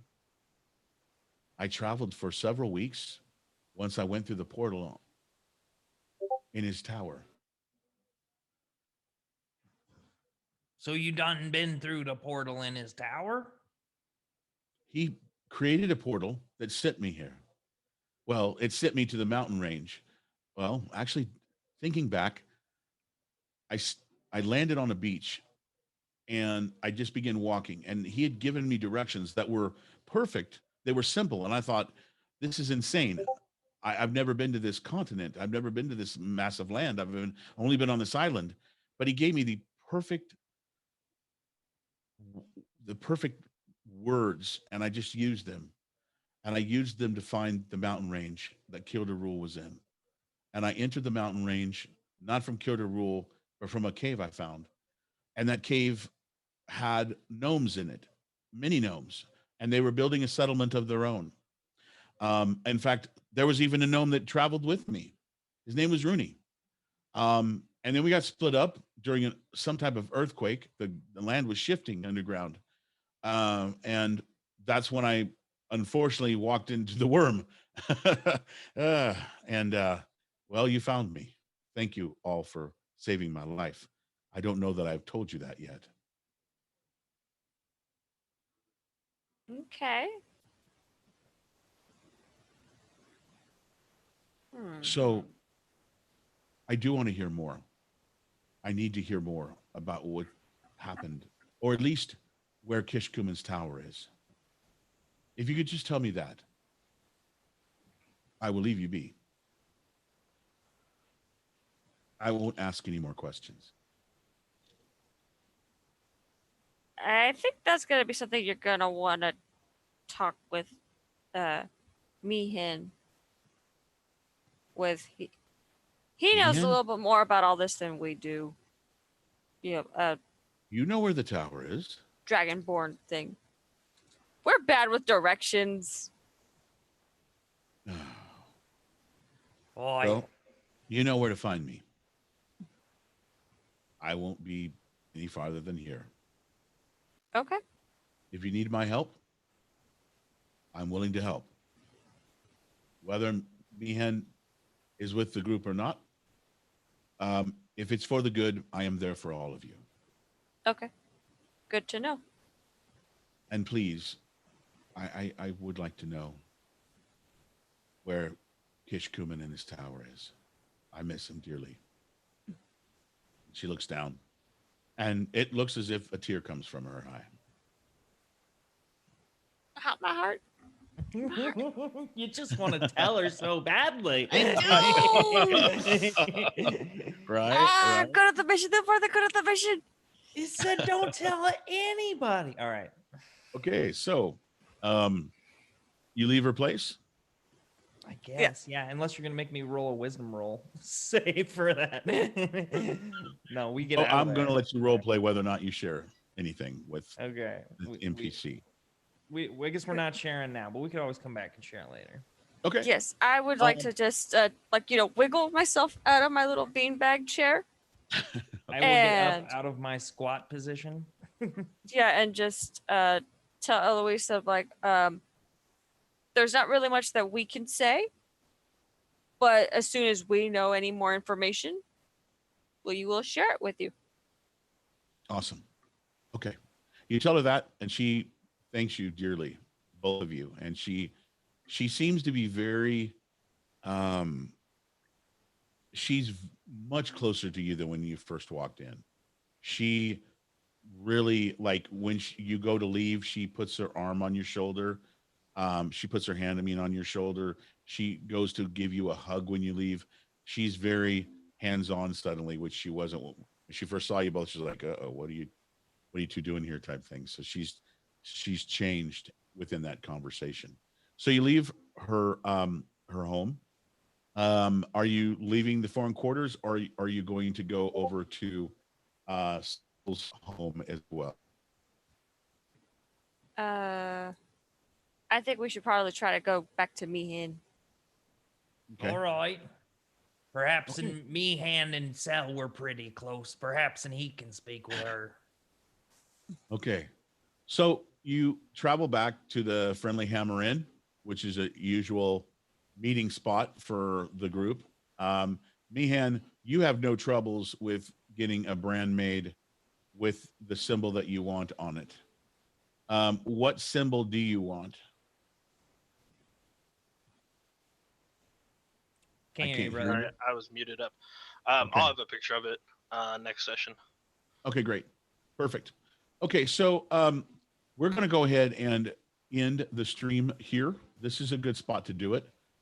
We will start back up where you have all met up at the Friendly Hammer Inn, and you are making your next calls in regards to the issues with Kishkumen.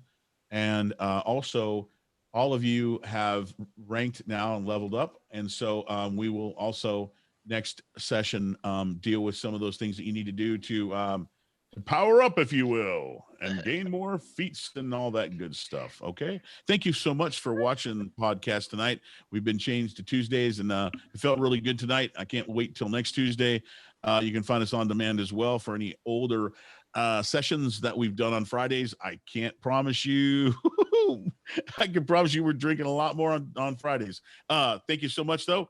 And we'll see you next week. And take care. Take care, everybody. Thanks for watching. Check out the Dice Cult all week. Bye. Dice Cult's got stuff on Mondays, Wednesdays, Saturdays. So check it out. And Tuesdays, of course, now. Take care.